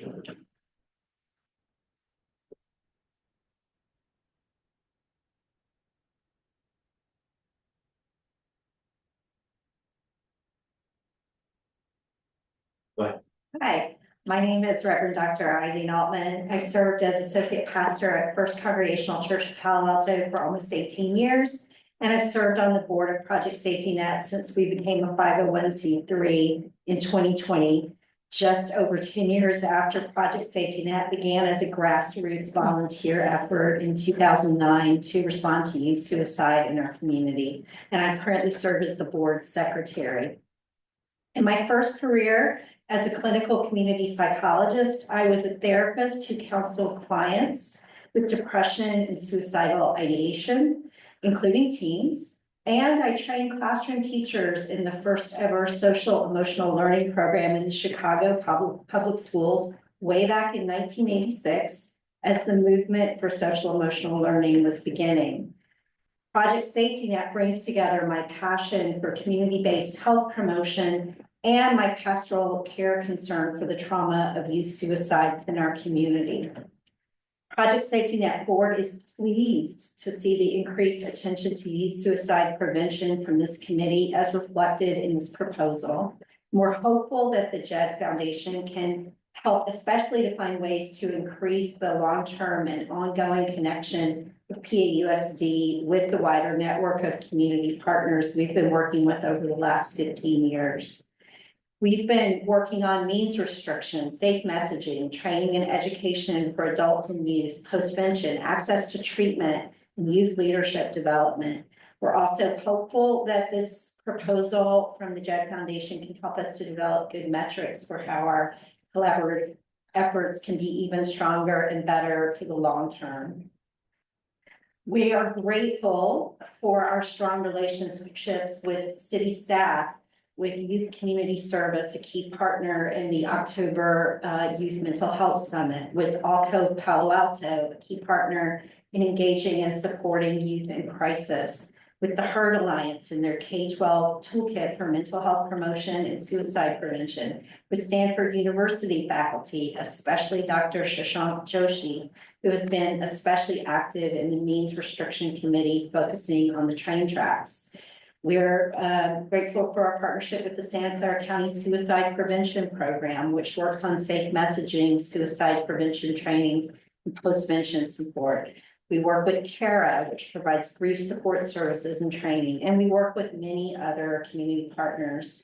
And we collaborate with them regularly to coordinate and plan how we can work better to support the amazing teams in Palo Alto. So we're eager to have a conversation about how the JED Foundation can support these efforts so that we can be even stronger and better for the long term. Thank you. Paying Lee and Star Teacher. I'm gonna stand here for visibility reasons. If you like. So, hi, my name is Pei, she, her, hers. I'm the current director of community partnerships at Project Safety Net. And I do want to emphasize some things that have already been shared and some things that also Jed presented. First and foremost, we in Project Safety Net are big fans of finding all opportunities to sustain and increase collaboration. That said, we do really truly believe that collaboration, not just partnership, between the school district, the school community, the city, and community-based organizations are very, very important. So to help kind of give the step back to frame our ask of really involving community, and coalition, community members, service providers in this conversation before moving forward the proposal, I want to frame what's going on now and some of the history of efforts that Liaison has done to kind of give some context to this proposal and some next steps. So we want to bring some attention to so much of the work still being done in light of a recent student death. It's been really hard, and we've been talking with community organizations, parents, alumni about what can we do now? What should we be doing now? So PSN does have a 15-year history of trying to bring diverse people to foster youth well-being, resiliency, mental health, and suicide prevention. In light of the recent death, Cara has provided grief support services. Alcove Palo Alto, which is a center to give access for mental health and physical health, employment, education services to youth, also provided grief support. We've been working with the county on monitoring the media and doing safe messaging. We also have been talking with a lot of parents in the Palo Alto community, from PTAC, from Pali PTSA, on, what can we ask parents to do? How can people plug in into current prevention efforts happening right now? So this is a great conversation to really start actually thinking about, how do we sustain collaboration? What are our shared outcomes? What's the impact we're looking for? And I think the proposal has a really great list of activities, but I think we need to be asking maybe different questions on what we're looking for the next step. A few more things I think I want to elevate is some of PSN's other efforts that have been going on. We've done teen mental health first aid, youth mental first aid, which really trains people to identify and respond to mental health challenges and substance use challenges. And I want to just You just wrap up. It's been 3 minutes. I just want to really say, I think it's important to continue the conversations to bridge the current and past efforts before moving anything forward.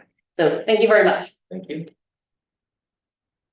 I hadn't expected to talk about Project Safety Net, but I do agree with them that it's worth evaluating all the things that they have done and the structure that they would bring to a JED Foundation collaboration.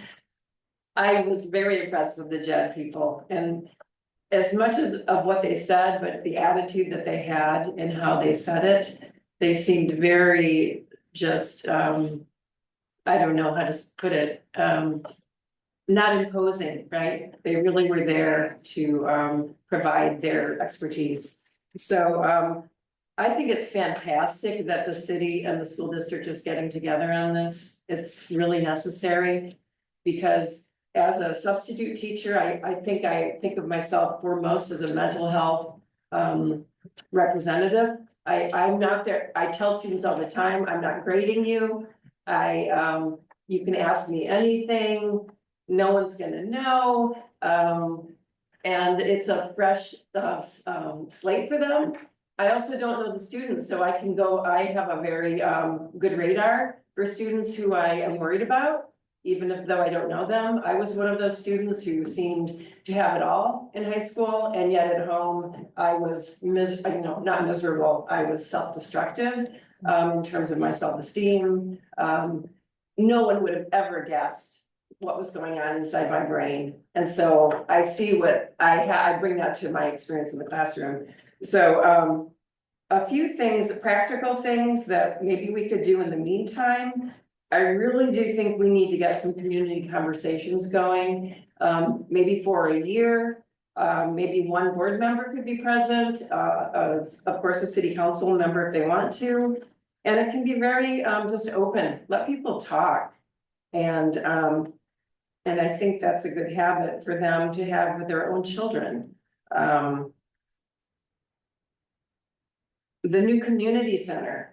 I went to the last design review, community design input. It was fabulous. That is such a great opportunity to connect the school with the city.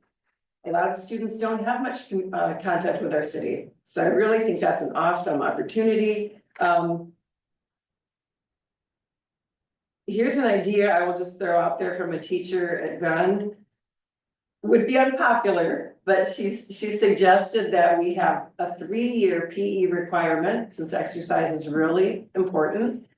But the class, instead of meeting 3 times a week, would meet 2 times a week. In that 3rd session, it would either could be a social emotional thing, but it could be a short course, which is what she wanted it to be, where things that students wouldn't have time to take, but their life habits, healthy habits, whether that's learning to repair your bike or whatever, but it's an open time.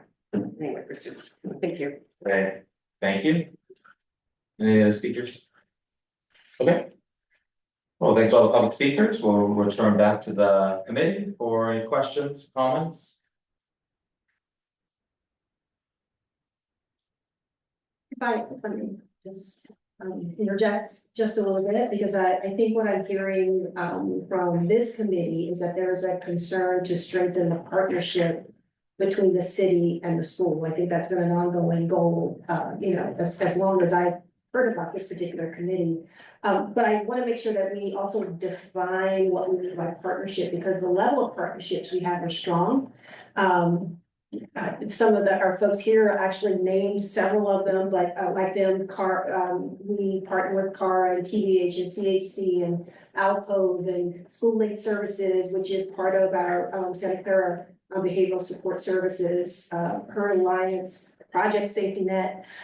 So the partnership is there. I think what we the question that we're trying to answer is, how do we coordinate those partnerships in a way that there's some clarity around the goals?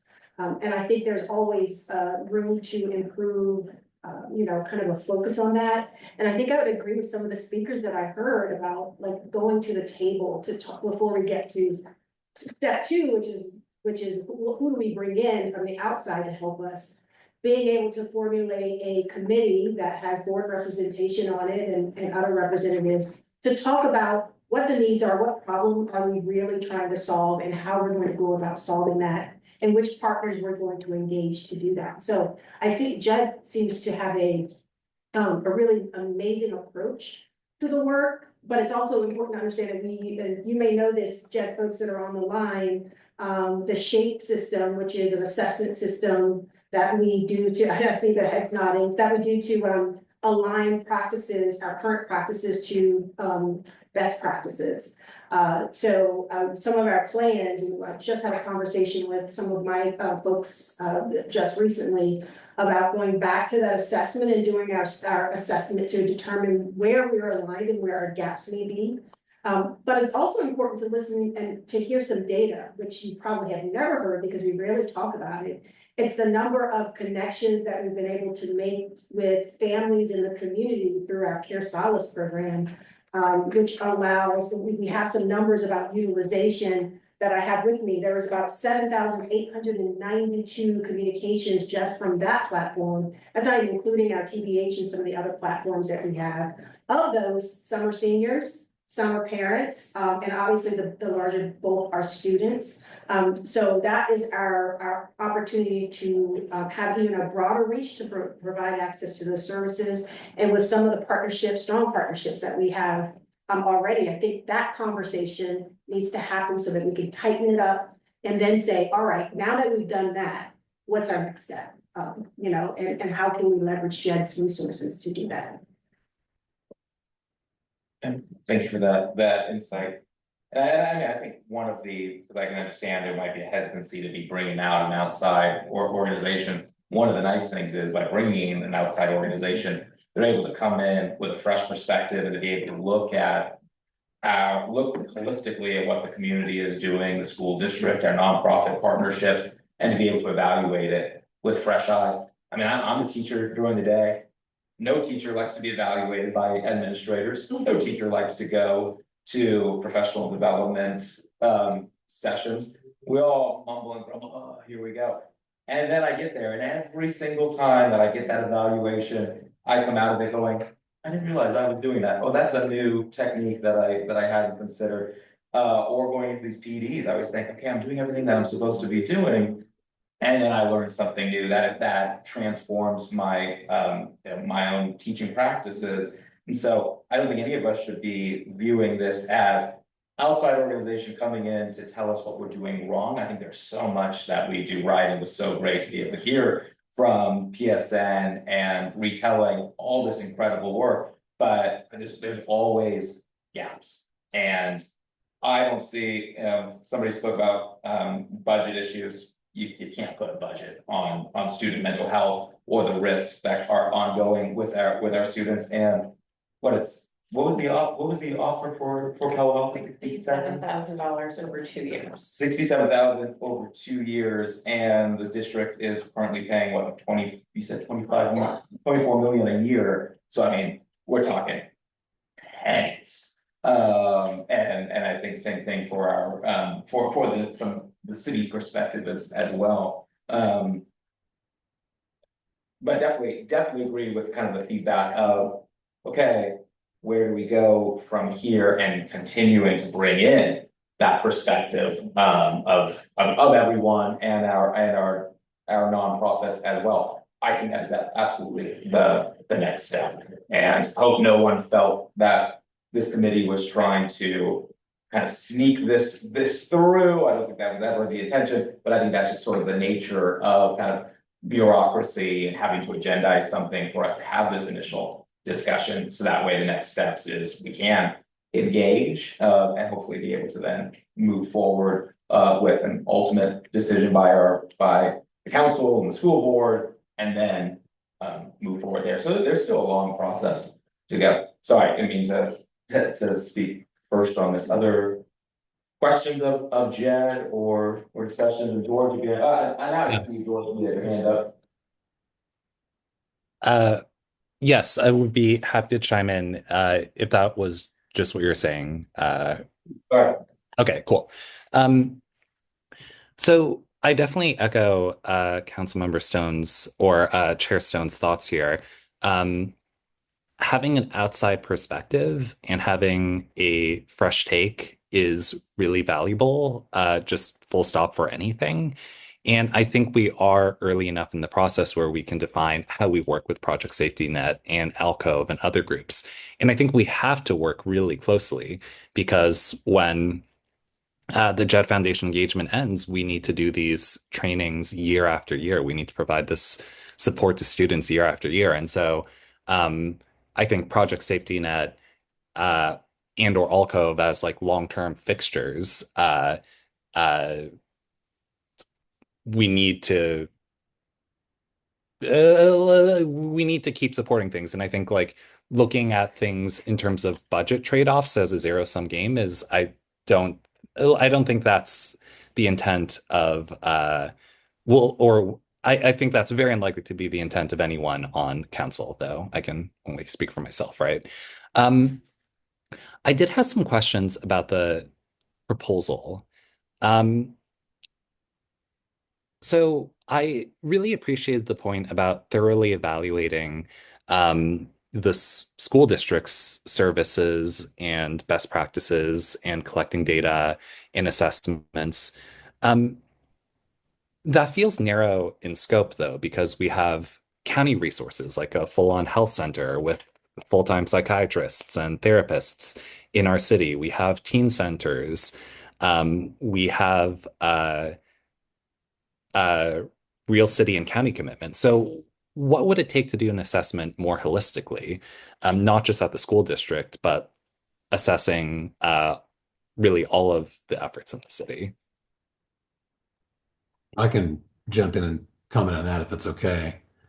So I think it's not as explicit as it could be in the proposal, but one of the um, deliverables that we'd like to include would be a review of the local data anyway. And so we can compare the local data, county level data, based on age, for example. You can look in CDC's archives and you can generate a profile for that particular community. And you can compare that to national statistics, including databases like the National Violent Death Reporting System, where you can look at specific patterns of method, the where or the location of suicide to try to zero in on what's actually happening in Palo Alto. So there's ways that we can leverage existing sources of data, collect some of our own to leverage in informing kind of what best practices would say about those particular findings. So I think there's a way to do that. Okay. I think looking at data is really valuable, but I'm not sure I fully understand the point about looking at like CDC data or high level data. Um, I would so for example, part of the problem that I have in mind with like coordination is that we have Alcove, which is this amazing county resource that has psychiatrists that can write prescriptions, which seems to be a powerful tool to augment the city's teen centers or augment the school district's resources. And so coordination of how much intake are we actually getting in Alcove? Are the psychiatric services actually um, uh, at capacity, or do we need a more like a better referral system? Like, I think that's the kind of context you can't get from just purely assessing school district practices, but would require interviews and conversations and looking into the metrics of our county and city resources. And so, yeah, can you talk about how that is in scope? Yeah, I mean, I can maybe Yeah. start us, and then of course, Dr. Hurley, Dr. Michael, please jump in. So let me start from the district side, and then I promise I'll switch gears. Which is that one of the exercises that we do frequently is what we term a systems resource mapping exercise, right? So this is the idea of really mapping out first from the district perspective. What are all the needs that you have? And then what are the current community fixtures and resources and programs and services that you have in order to meet those needs?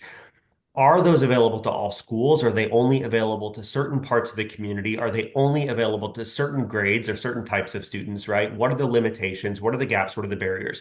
So really going through that exercise is a fundamental part of what we do from the district program.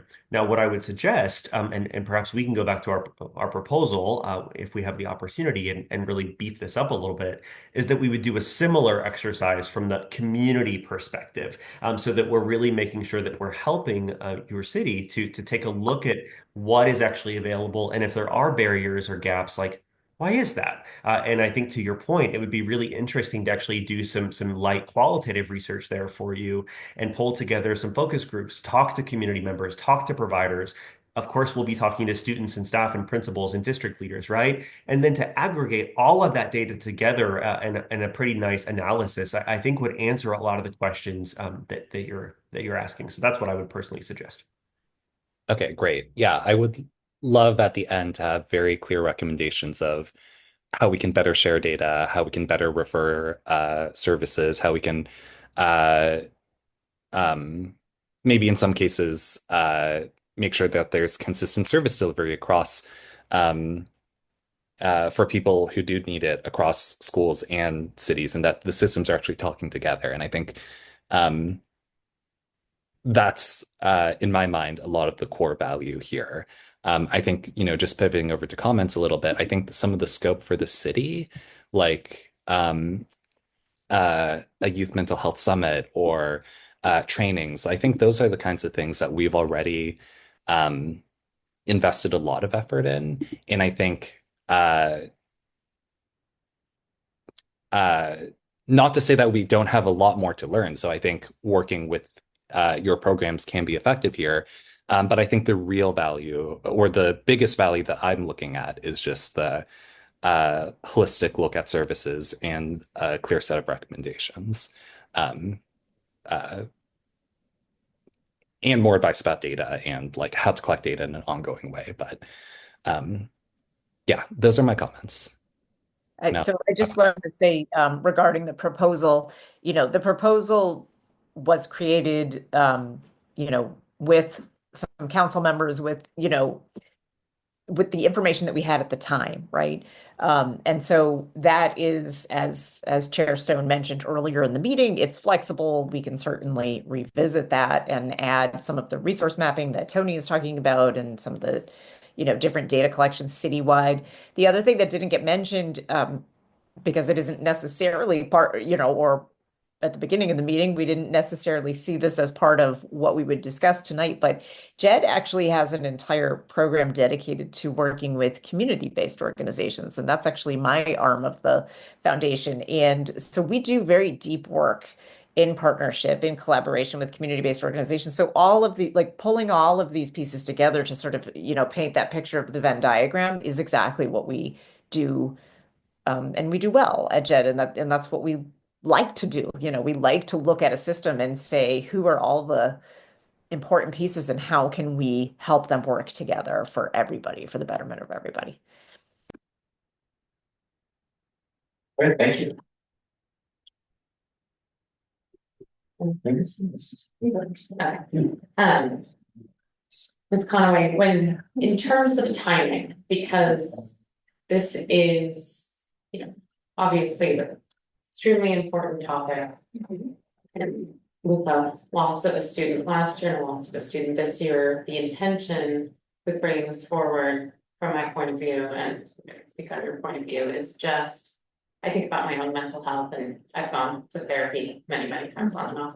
And I do view it as like a toolkit of, okay, I can always use more tools. That it doesn't mean I can't keep up or I'm not doing a good job, but just always getting more tools. And so the intent here was how can we just get, I feel like everyone in this school district is doing so much. I can't even keep track of what everybody is doing to do the incredible work that we're doing. So the intent was when I learned about JED Foundation through the Youth Mental Health Task Force and this idea of a collaboration, because we have all these great, amazing partners in the city, but having someone come in and just, are we utilizing them to the best of the ability,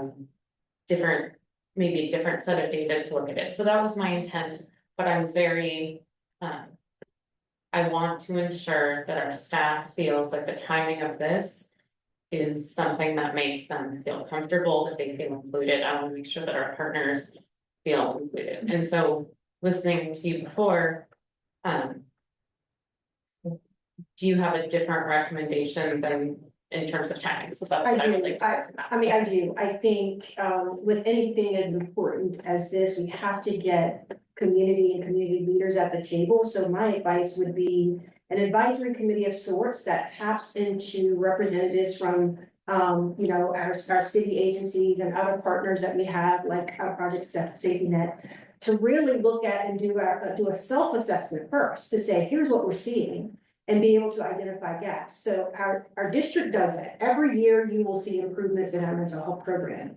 That is because we've looked at the data we've collected, we've looked at the resources we have available, and we've identified gaps. So if you go back to our first iteration of mental health supports in our schools, it looks very different. And it's looked very different every single year that we've approached this.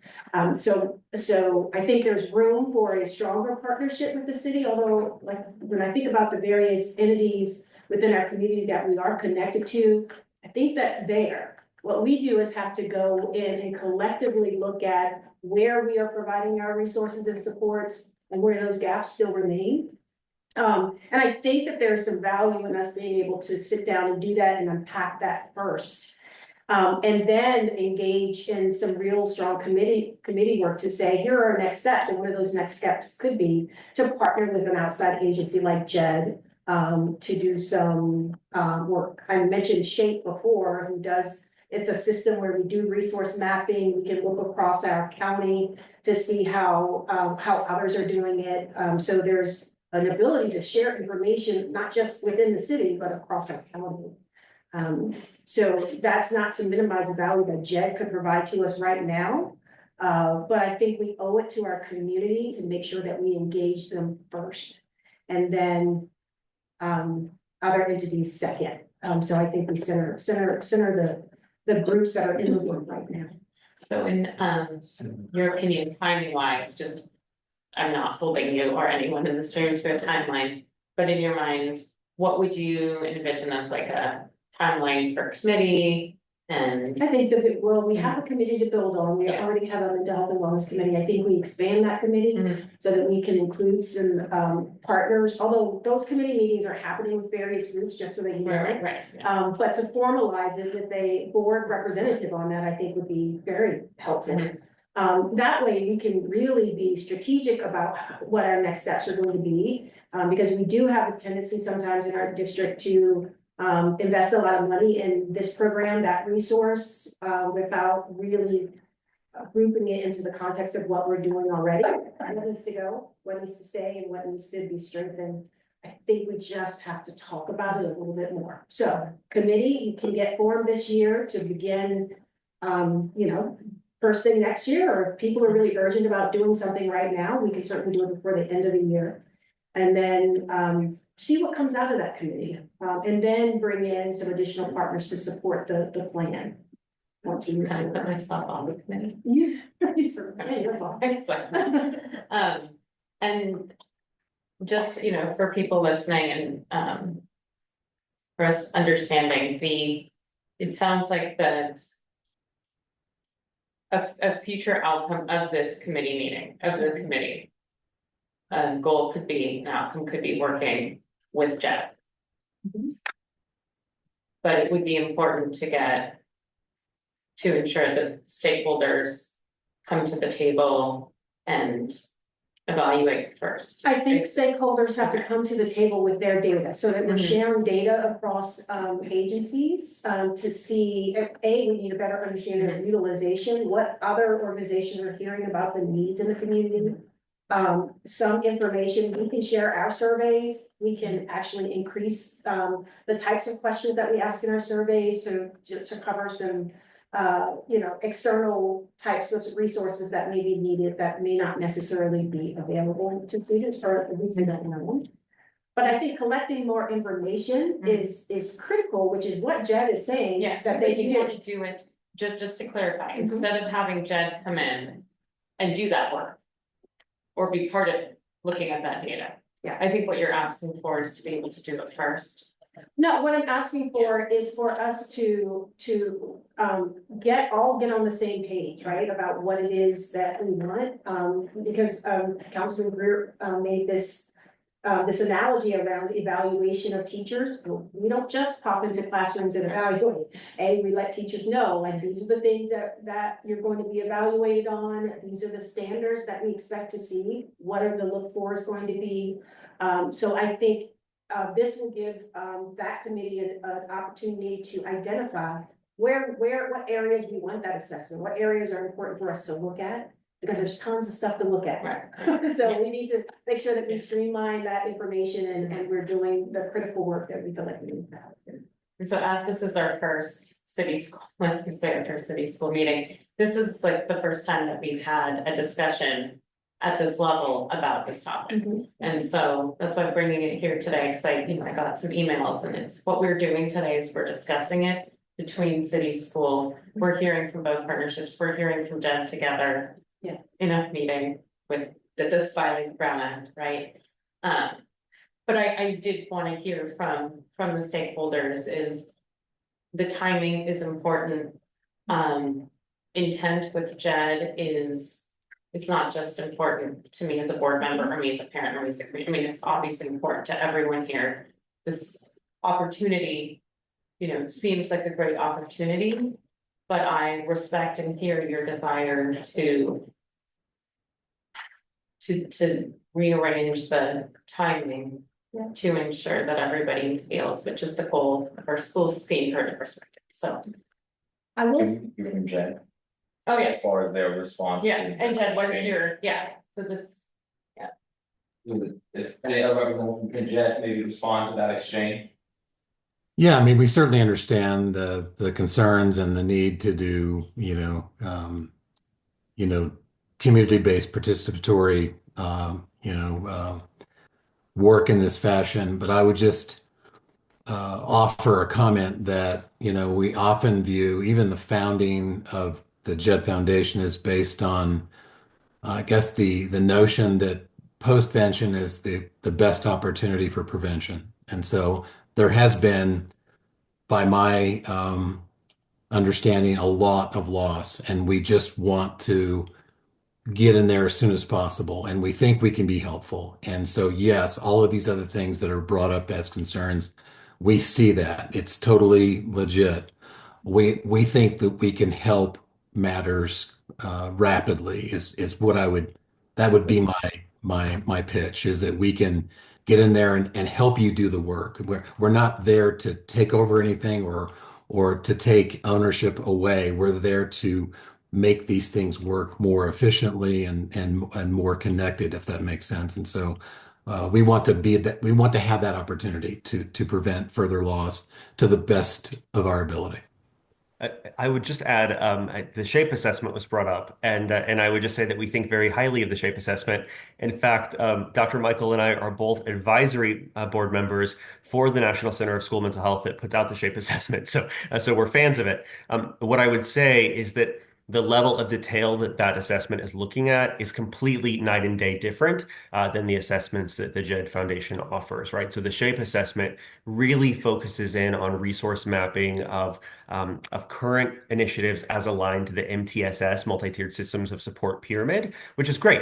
I would say that's one tiny little bitty piece of the pie where our self-assessment looks at that plus all the other things that are going on, not only at the district level, but how that maps to community resources and partnerships as well. So, and then finally, I would just say, for whatever it's worth, like the JED Foundation has no ego.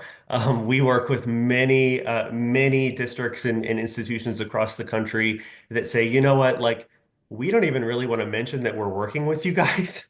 And like that's fine, right? So I think it's more just about being thought partners behind the scenes, leveraging the national bench support and national expertise that we have on our staff to just be thought partners to the people who are boots on the ground, really doing this work. And if that means that we can maybe provide some coaching and support behind the scenes as you all are prepping to go into those meetings with community partners, it would just be our pleasure to help you do that work because it's really hard. And we respect it.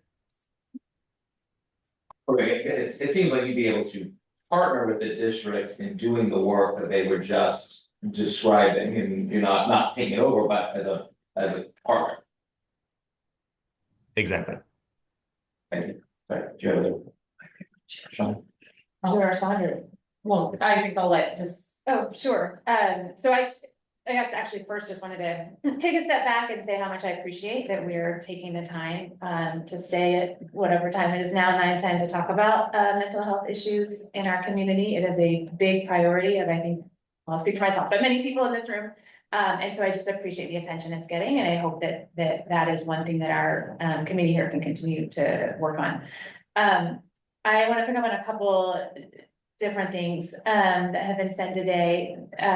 So one, I agree, and that this collaboration piece for me is also key, is how can we take the systems that we already have in place and get them to work better together. I think mental health is a community concern. It is not a specific agency or institutional concern. It is something that affects all of us, and how can we partner better. So I really like that and want to lift up something that was already mentioned by a couple of people today. I wanted to also ask just a couple of questions. about the proposal. It sounds like we're now thinking of anyway, potentially different timelines, but you know, when I saw the proposal, it did strike me that we do already have a lot of stuff in place, and we have been working, we have incredibly robust services here, and so just wanted to hear a little bit more from Jed, if you could see, if you've had experiences working with districts that have that do have the level of resources, staff, community partnerships, and maybe an example of what you've been able to offer to those districts. So for example, I know you mentioned Scarsdale and how that then became, belonging became a priority of the district, and that's something that we have here, right? So we already have as part of our PAUSD promise, and that is something that we actively work on. So just wondering if you could give another example of places you've worked, just so that we could hear a little bit what that might look like in a place that had systems like we do for the last, you know, couple decades. Yeah, of course. Dr. Hurley, I wonder if you might actually use Harvard Westlake in Los Angeles as a great example. That was what I was going to say. I'm sure you have other examples, but so you know, Jed, one of the beauties of Jed, by the way, is that even though we are headquartered in New York City, we are from all over because we work remotely and we travel a lot. We rack up a lot of airline miles. So you know, we come from all over, and I represent Jed West in Los Angeles. And one of our schools that we've been working with for quite some time now is Harvard Westlake School, which is a private independent day school in Los Angeles. In terms of student, you know, student performance and student makeup and just, you know, some of the pressures and things, it's actually similar to how some of your high schools function, I would say. And when we went in there, they had, and we have permission to speak openly about Harvard Westlake, just so you know, we would never speak openly if we couldn't.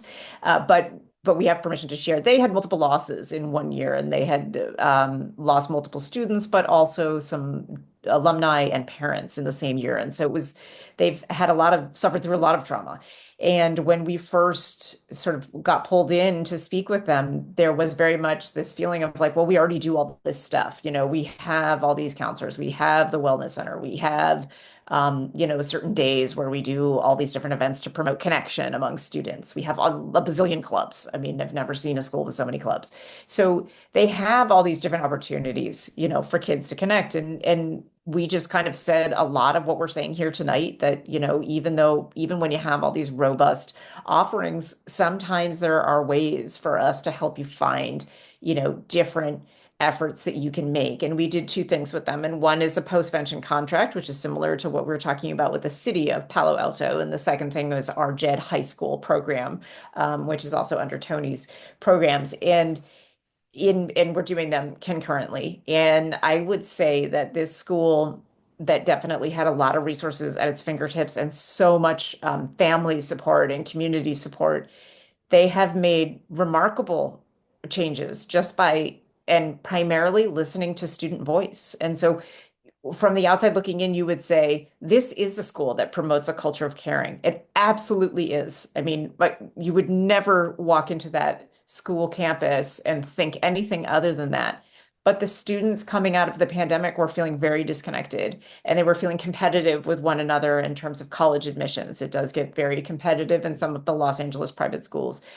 So they were feeling disconnected, and they were feeling like that wasn't what they were experiencing day to day. And the school and their executive board, they were really able to sort of decenter themselves, step back, do a lot of work closely with groups of students to get a lot of input, a lot of focus groups, some that we did, frankly, most that they did on their own, to really start to put together, how can we improve our culture of caring for you all so that you feel like you belong here and you feel like you have connections here and you can come to us for help instead of just going until you're so exhausted. So, you know, they're one example of a school that really has worked hard.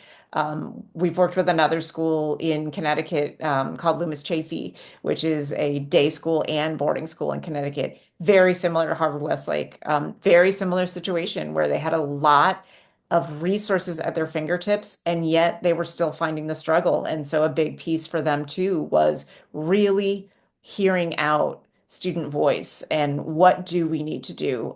Because we feel like we're throwing everything at it, we're trying everything we know how to do. And that was a lot of great things. And yet the students were still exhausted and still struggling and still feeling like their mental health was at risk. So, I mean, we could tell stories all day and, not to brag, but because we're proud of our work and mostly we would say the schools do the work and we're proud of them, and we're privileged to just play a small role in that. That's very helpful, thank you. And I can imagine that that would be the type of partnership that might be appropriate here too, is trying to figure out ways with voices from folks that we talked about in the room and stakeholders to elevate some of the pieces that might be there, but might be able to be elevated more. But yeah, not starting from ground zero here. And I just want to add, because what I heard you say, which I think was very important, was to make sure that we are listening to stakeholders and responding to that. And we have done some really significant work on hosting those focus groups. We give, many surveys from the parents to the teachers and everyone. So the question that always comes up when we get that survey is how do we respond to this and what is our next step? So the planning always includes the data that we've been collecting. And obviously there's always room for improvement, which is why I think a closer partnership with reviewing that data with our community partners and sharing that information on a consistent basis so that we can look at not that response in this institution or organization, but holistically, how do we respond to these needs from the school's perspective and the community's perspective? So I definitely think there's always some room for that kind of growth.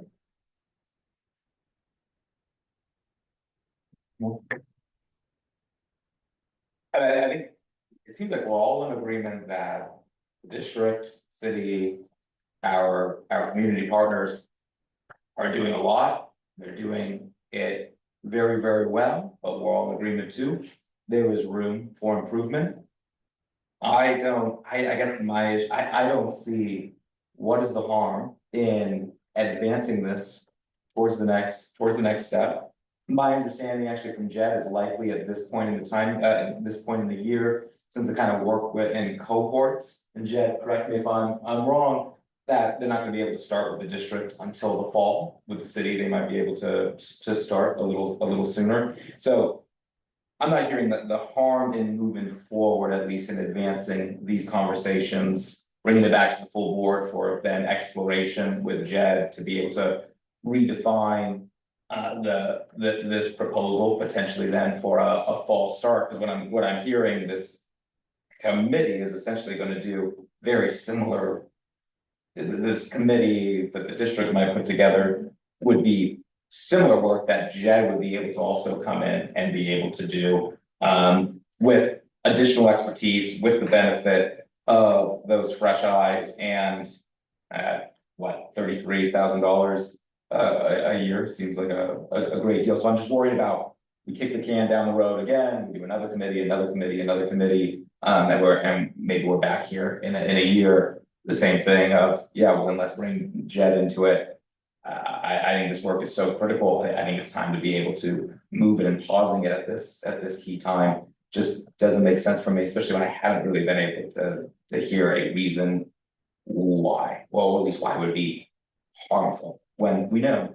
I think there is room for improvement, and it seems like we think Jed can help that.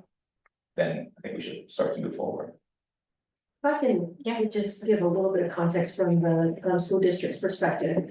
When we're looking for partners to come in, we never settle for the first partner we see. What we do is look at all the options out there and making sure that we're vetting each of those options and selecting from among those providers the best fit for the district. That could certainly be Jed, but I don't think, at least not in my role, that I've just ever made a decision just to say, just heard about this group, that's it, without kind of doing the work to look at all of the resources out there and available, and selecting the one that's best aligned with the district's goals. And it wouldn't be one person making that decision, obviously.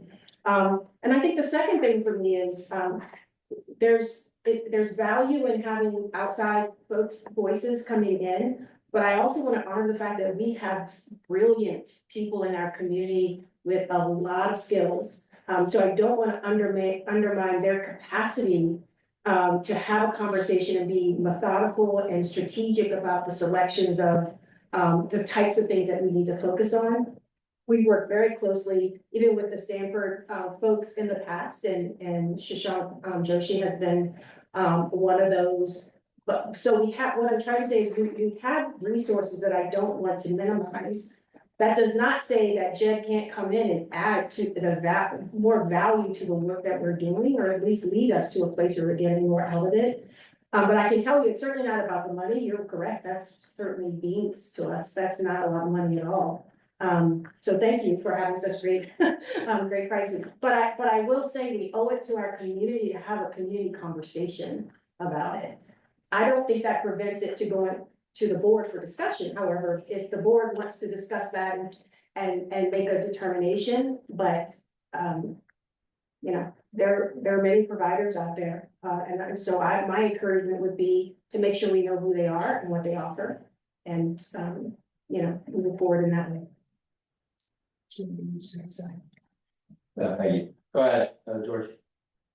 Yeah, so I definitely, I may be kind of in between perspectives here. I definitely see there's a lot of value that JED can provide, and I think there are opportunities, right? Like we collect, we don't, as far as I'm aware, collect the level of rigorous data at the city that the school district does. But even then, I think the school district's data point is maybe once per year, for example.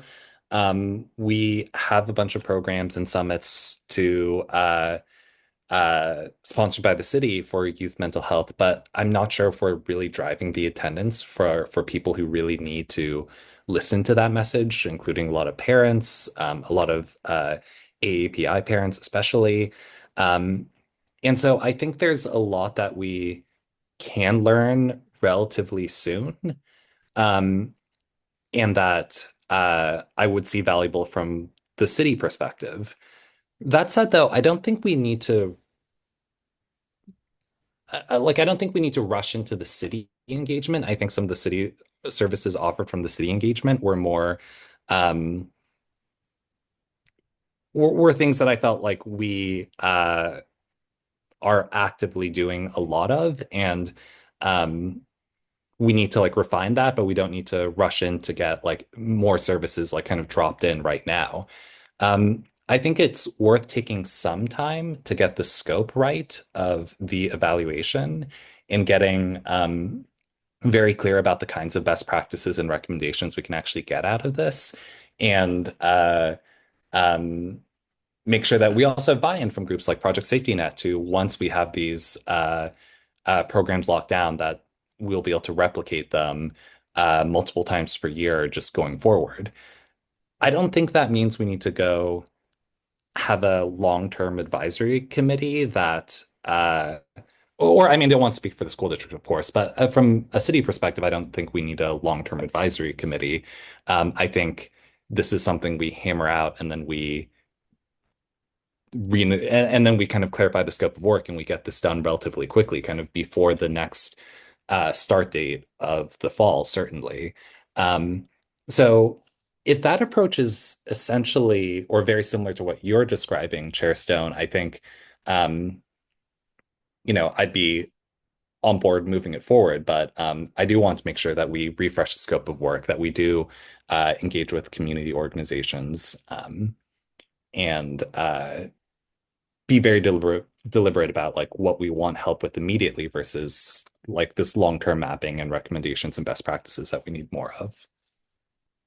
Appreciate that, and I think we're on the same page, and Jed seems to be as well, that the next best step, then at least from the city perspective, is if we move forward, then staff can engage with Jed in addition to our community partners and redefine the scope to make sure that it is going to work for the city. And yeah, from the city perspective, and we'll maybe hear from our school board colleagues. So we'll maybe hold off that, see if maybe there's interest in an emotion that would apply to both city schools, and if not, then we can advance it on the city side. Additional thoughts from school board reps? Okay, so what I heard, and I'm just making sure, is although Jed could come in now and do the work of looking at the data, taking the next steps. The recommendation is to have a committee. I'm hoping this is not, you know, I've seen us work really quickly with our committees of early childhood education, right? So a committee where then we look at the gaps and look at different partnerships, including Jed. Like Jed would be on the table, but it would be the committee that. Well, from my perspective, Yeah. the committee should be the one defining what problem we're trying to solve, what issues we're trying to address. And certainly, a program like JED's can come in and say, hey, this is the part that we can help the district with. But I do think there needs to be a much broader conversation and collaboration, between our city entities and, the district on this, because just so that you know, like, we do assess, Yeah, we no, do right. strategic planning, we do implementation plans, like, all those things are part of the work. That doesn't mean it can't be refined, it's improved, Yeah. for sure, so, and that's, my recommendation is just, let's have a conversation, let's have a bigger conversation than just, you know, this. Mhm. Yeah, I'd be very curious to hear from, and I know that this is the first time we're talking about it, but what the problem you would be seeking to solve would be. I'd be very, very curious to hear that from the folks involved. And I'll just say a couple of things. I agree, this is urgent. This is, yeah, whew, we gotta work on this. But I also just want to make sure, to me, the cost is not the dollars, but the time. And so what is the time that, we would be spending, and are we spending it in the right way? And I just want to be absolutely certain that there is enough of a consensus that this is where we want to put kind of our time eggs to move forward. So that's. And it seems to me that the time that the district will already be spending doing this committee and that collaboration, you could then be benefiting at the same time with Jed at the table. I'm not really quite seeing how it's an additional time kind of time commitment from the district, if the intent is to continue and kind of create another committee and see where that plays out. Well, I would say the committee meets already, it's just a matter of it kind of expanding it, in general, to like expand the scope of that discussion. And maybe it is just when we look at the work that Jed does, like there's an entry point that's not this big, you know, kind of commitment, but what could an entry point be? Could it be just that they conduct the assessment and then a team looks at the assessment and says, okay, what do we want to do with this information that we have? I mean, I don't know, John, I don't mean to speak for you, or don't know how you parse out your various pieces of your offerings, but you know, with our staff in the middle of doing assessments now, like doing a review for some strategic planning around what next steps for next year are going to be, like they're right in the middle of it right now. So it could potentially be disruptive and people could begin to resent it, even though the goal is good. The way it lands on other individuals who are already in the work could be exactly what we didn't intend to happen. And just the nature of people and human beings when it comes to their work. Right? So it's like, wait, we've gotten this far in our process now, and a new group is coming in to say, okay, we're gonna do a whole new different assessment. All right now. So just something to think about. It's not like we can't overcome it. But buy-in is key, right? Right. Buy-in is key, whether it's getting my students to buy into my lesson plan, right? Former student in the audience right now. Or getting teachers to buy into what's coming in from the district. We're getting because what we know is that so I do want there to be that buy-in. So what I'm hearing from you is that having that time with the committee would help the buy-in. So yeah, I hear that. And Yeah, perhaps I could speak to what might be involved on the city side. Clearly understanding the range of options and perspectives that have been shared tonight. Uh, At some point, and perhaps our representatives from the city can determine this. The city council as a whole will need to discuss how best to proceed. I think as has been pointed out, there have been a range of options related to the scope of work, scope of services that would be envisioned. So I think having some clarity on that, as well as ultimately the sequence between the city and the school district, will be important. Uh, Based on the recommendation from the committee or the city council uh, representatives on the city school liaison committee, that recommendation would go to the city council as a whole. And from the city's perspective or the city staff's perspective, we just share. I think that we're certainly interested and share in the priority in getting this right, while also recognizing that there will be a level of project management that will be necessary in the work going forward. So that will also need to dovetail into the city uh, priorities and identify how best to resource that effort. So I think there's some additional work that will be required in order to have that clarity needed for us to know what's involved for the city staff. All right, thank you for that.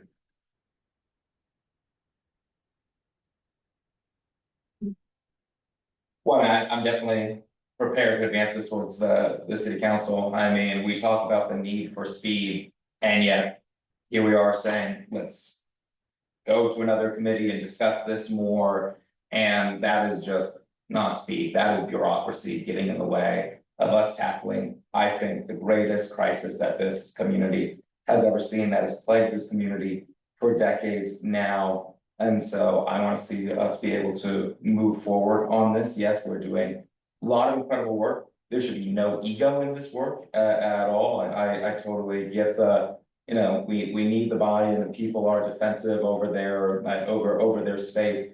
But I see no, I see no, I don't see that there is not a benefit to bringing JED with their decades of experience and expertise, and bringing them to the table to be able to advance this forward. So, but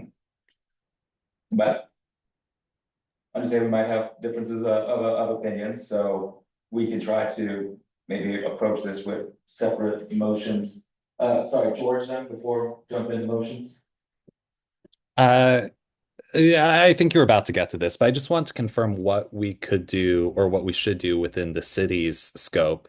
I would, I think this is, multiple times more powerful if we partner with the school district and we do the assessment and recommendations and best practices together with the school district. I think that, like I've said a couple times already, is the ultimate value here.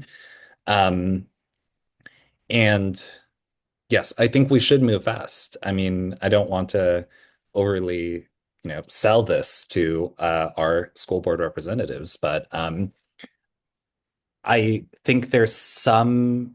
I think there's merit to looking at other options to really, really dial in the scope of work. I think we have some time to do that, and I think at some point also, picking between the JED Foundation or other experts is like um, picking between McKinsey and Bain and Boston Consulting Group. Like it will ultimately, uh, if we have a good contract and a good scope of work, um, be able to sort itself out like at the margins. Like the differences will not be that big.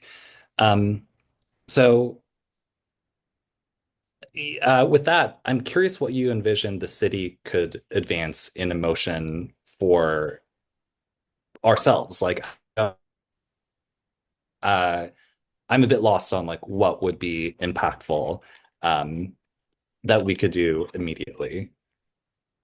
Well, I think where we're kind of limited tonight then is probably making a recommendation to advance this to the city council for consideration, but with the recommendation from the committee that I think if staff has thoughts on how we would articulate kind of that piece, like what the recommendation is from the committee. I want to advance it, but also advance it with the recommendation that council essentially then eventually direct staff to engage with JED in formulating a master agreement or a contract. There is, I'm sure, more there's articulate ways to say this, but it does strike me that at this point, it may be as much as anything a discussion for the council to take into consideration the discussion that just happened here this evening, and to see how best to both refine the scope that works in terms of the city's efforts, but also, as has been pointed out, sequences in a way that's integrated with the school district. Is it a study session? Could be, sure. But then out of the study session, we would be able to direct staff to then engage with JED. I mean, I think we should agendize it as an action item, and right, sometimes no action comes out of it, it's the same thing as a study session. Right, exactly, which is fine. Okay. So. Before this, I don't know if there's then interest in a joint motion that would then kind of direct that to both our bodies or not. I think what I just want to make sure what I'm hearing is that we have support for having a board member join the committee. So I think I don't believe we need a motion for that to happen. So I feel like, for me, I feel like the discussion we had tonight was really helpful to know where staff is, how you want to move forward, and getting a board member, on the committee, and then looking at what is the problem we're trying to solve, which I think we all agree the problem we're trying to solve is helping with mental health and decreasing, hopefully, zero suicide, but looking at the data. And so I don't feel like we have a motion at this time.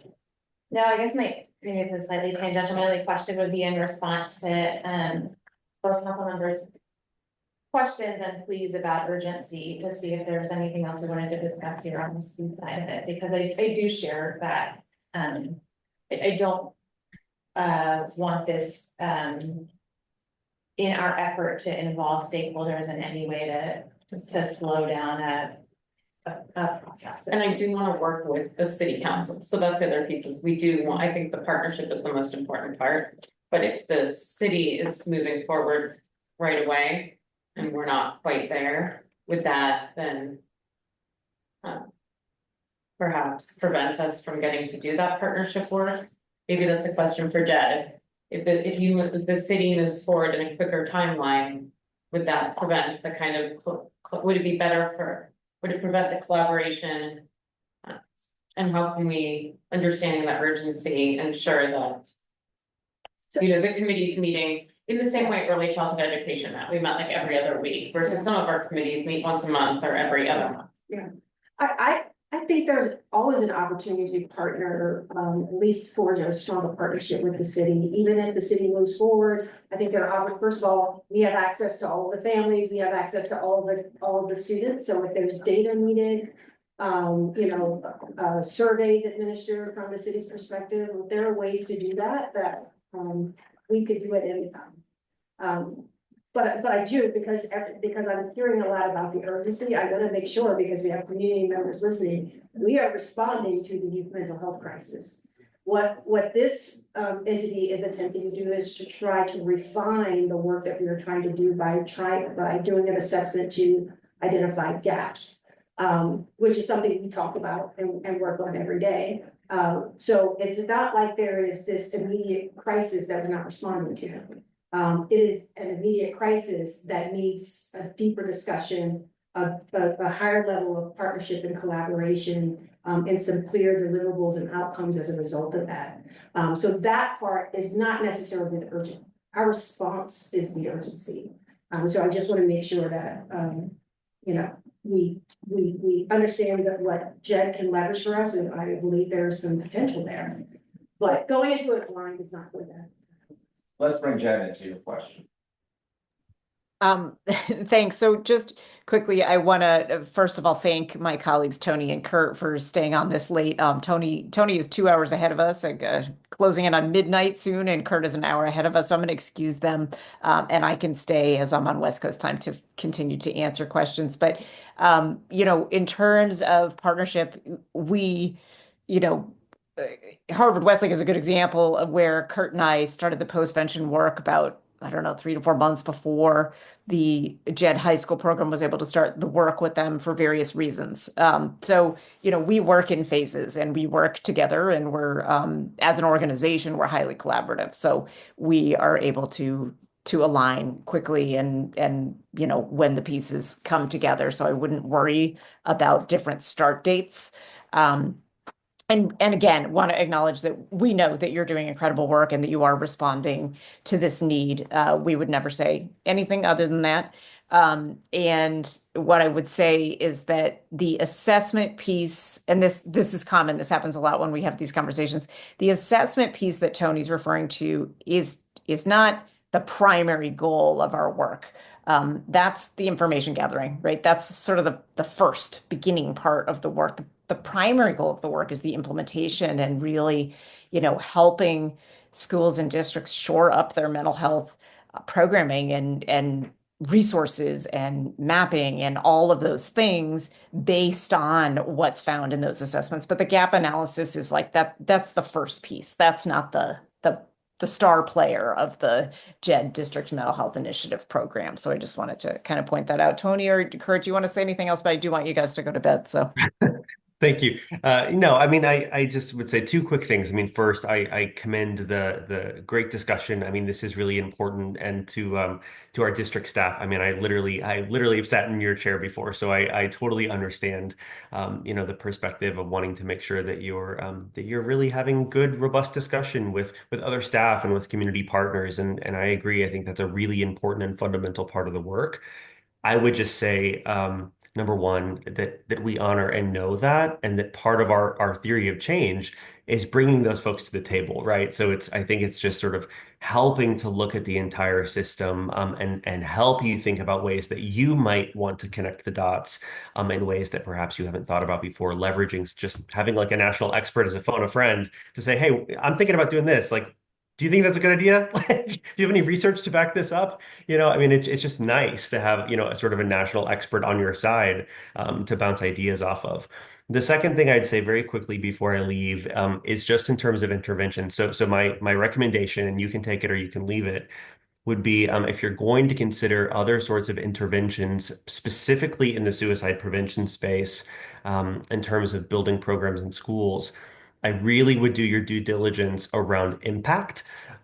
So for example, in this types of systems change work, there are actually very few other organizations that do this work. And JED actually has, I think, the largest statistical impact in terms of the actual effect of our program. So for example, we know that our model of technical assistance and systems change has led after a 10-year study, of our program model, led to a 25% reduction in suicide attempts on the campuses that we work. There's a whole lot of data there I can unpack. I'm very happy to send you that impact study if that would be helpful. But what I would say to you is that, to my knowledge, and I've been doing this work for a long time, my colleagues as well, I don't know of any other suicide prevention intervention that comes anywhere near 25% reduction in suicide attempts. And so I would just say, like, obviously, do your due diligence, as you should, and please let us know what questions you have, and we're happy to send you over any data that would be helpful, as you're having those discussions. Great, thank you. And that 25% reduction is incredible. Okay, other questions? I just wanted to thank Jed for staying on and for all the work that you do. Thank you. Yeah, I want to thank you as well. for your lengthy, explanations today, but very thorough.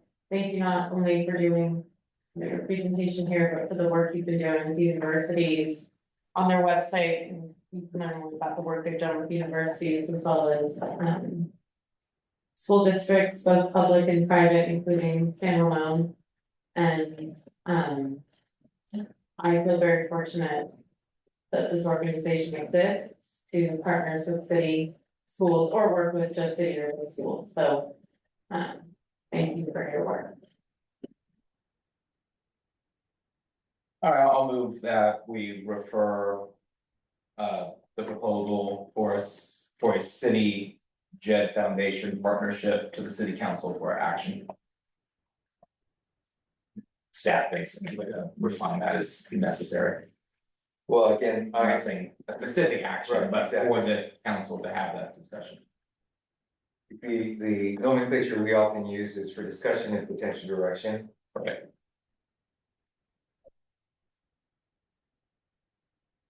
That's it, and I think just to echo what's been said previously, that having some ongoing connection with PAUSD will be an important part of the council discussion, so.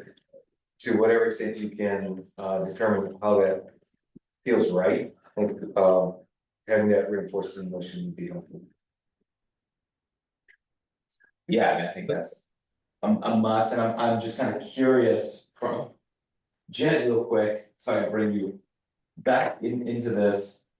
Such a key piece of my hope for this three-way partnership was after the evaluation of the district, the city, then there would have been this cross collaboration about, okay, now how do we work better as a larger kind of community? Is that work still possible if the city is moving forward with this, with a formal relationship with JED that the school district does not?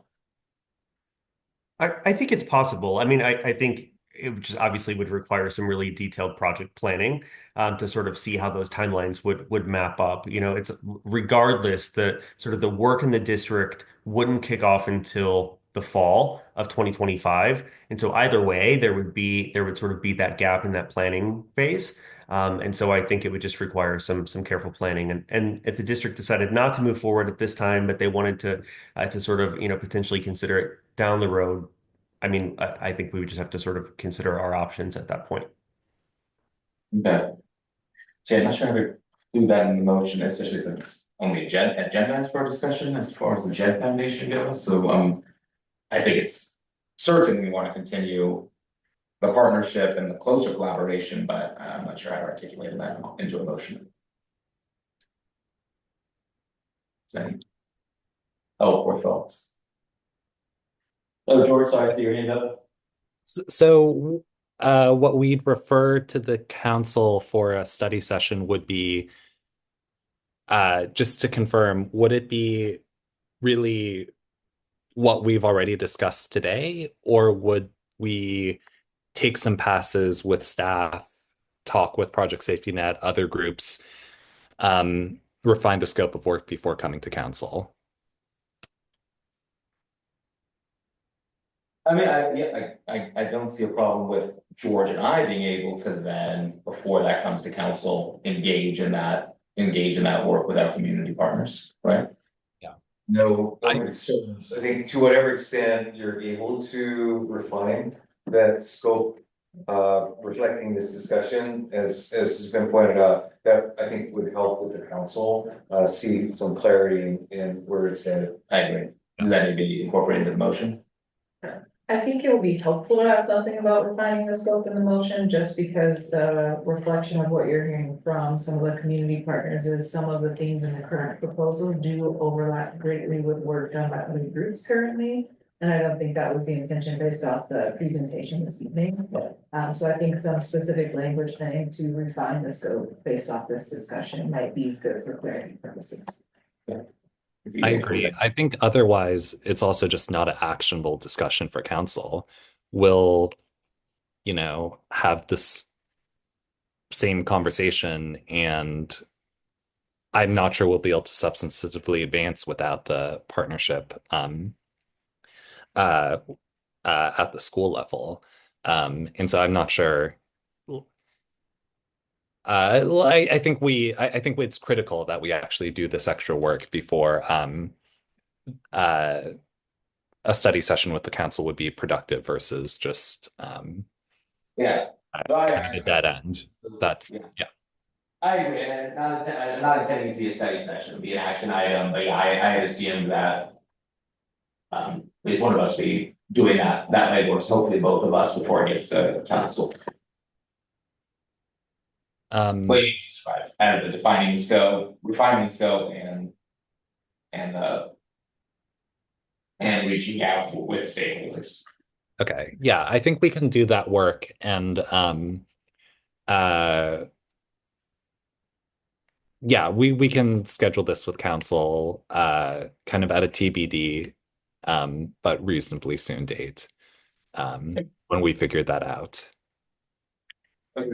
Calendar availability for sure.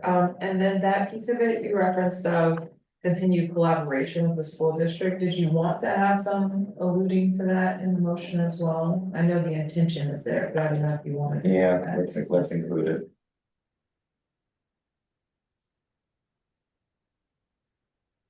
I do not have a beautiful motion, but these are the words that currently exist on my computer. At this point, I'm sure it'll be fine, but can you read it?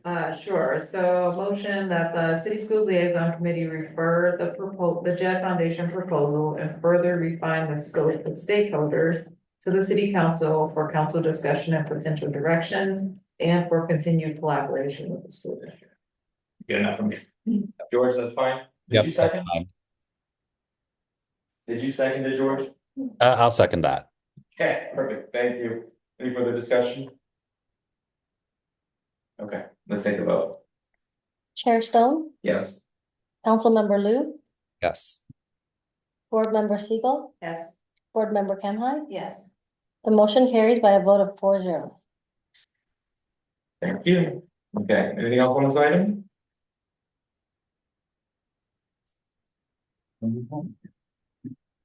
Is there any comment for future business? Yes. So we'll move on then to future business last time. Oh. Yeah.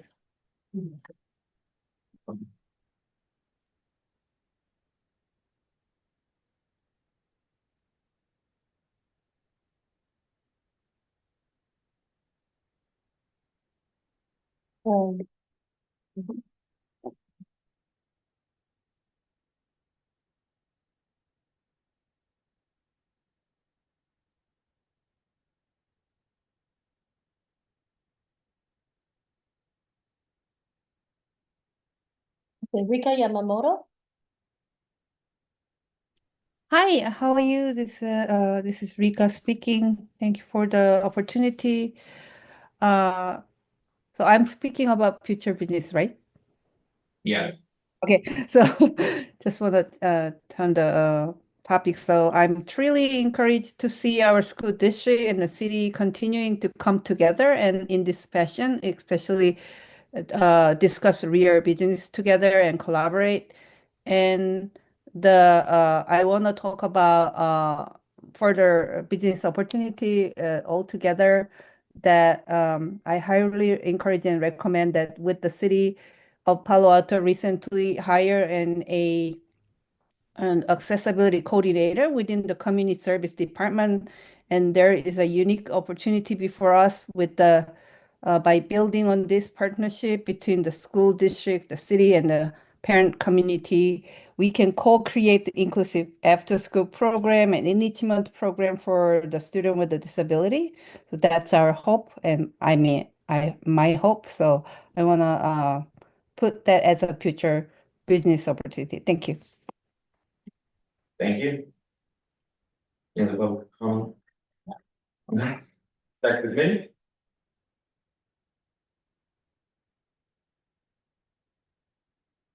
Did you want to? He's still here. He's there.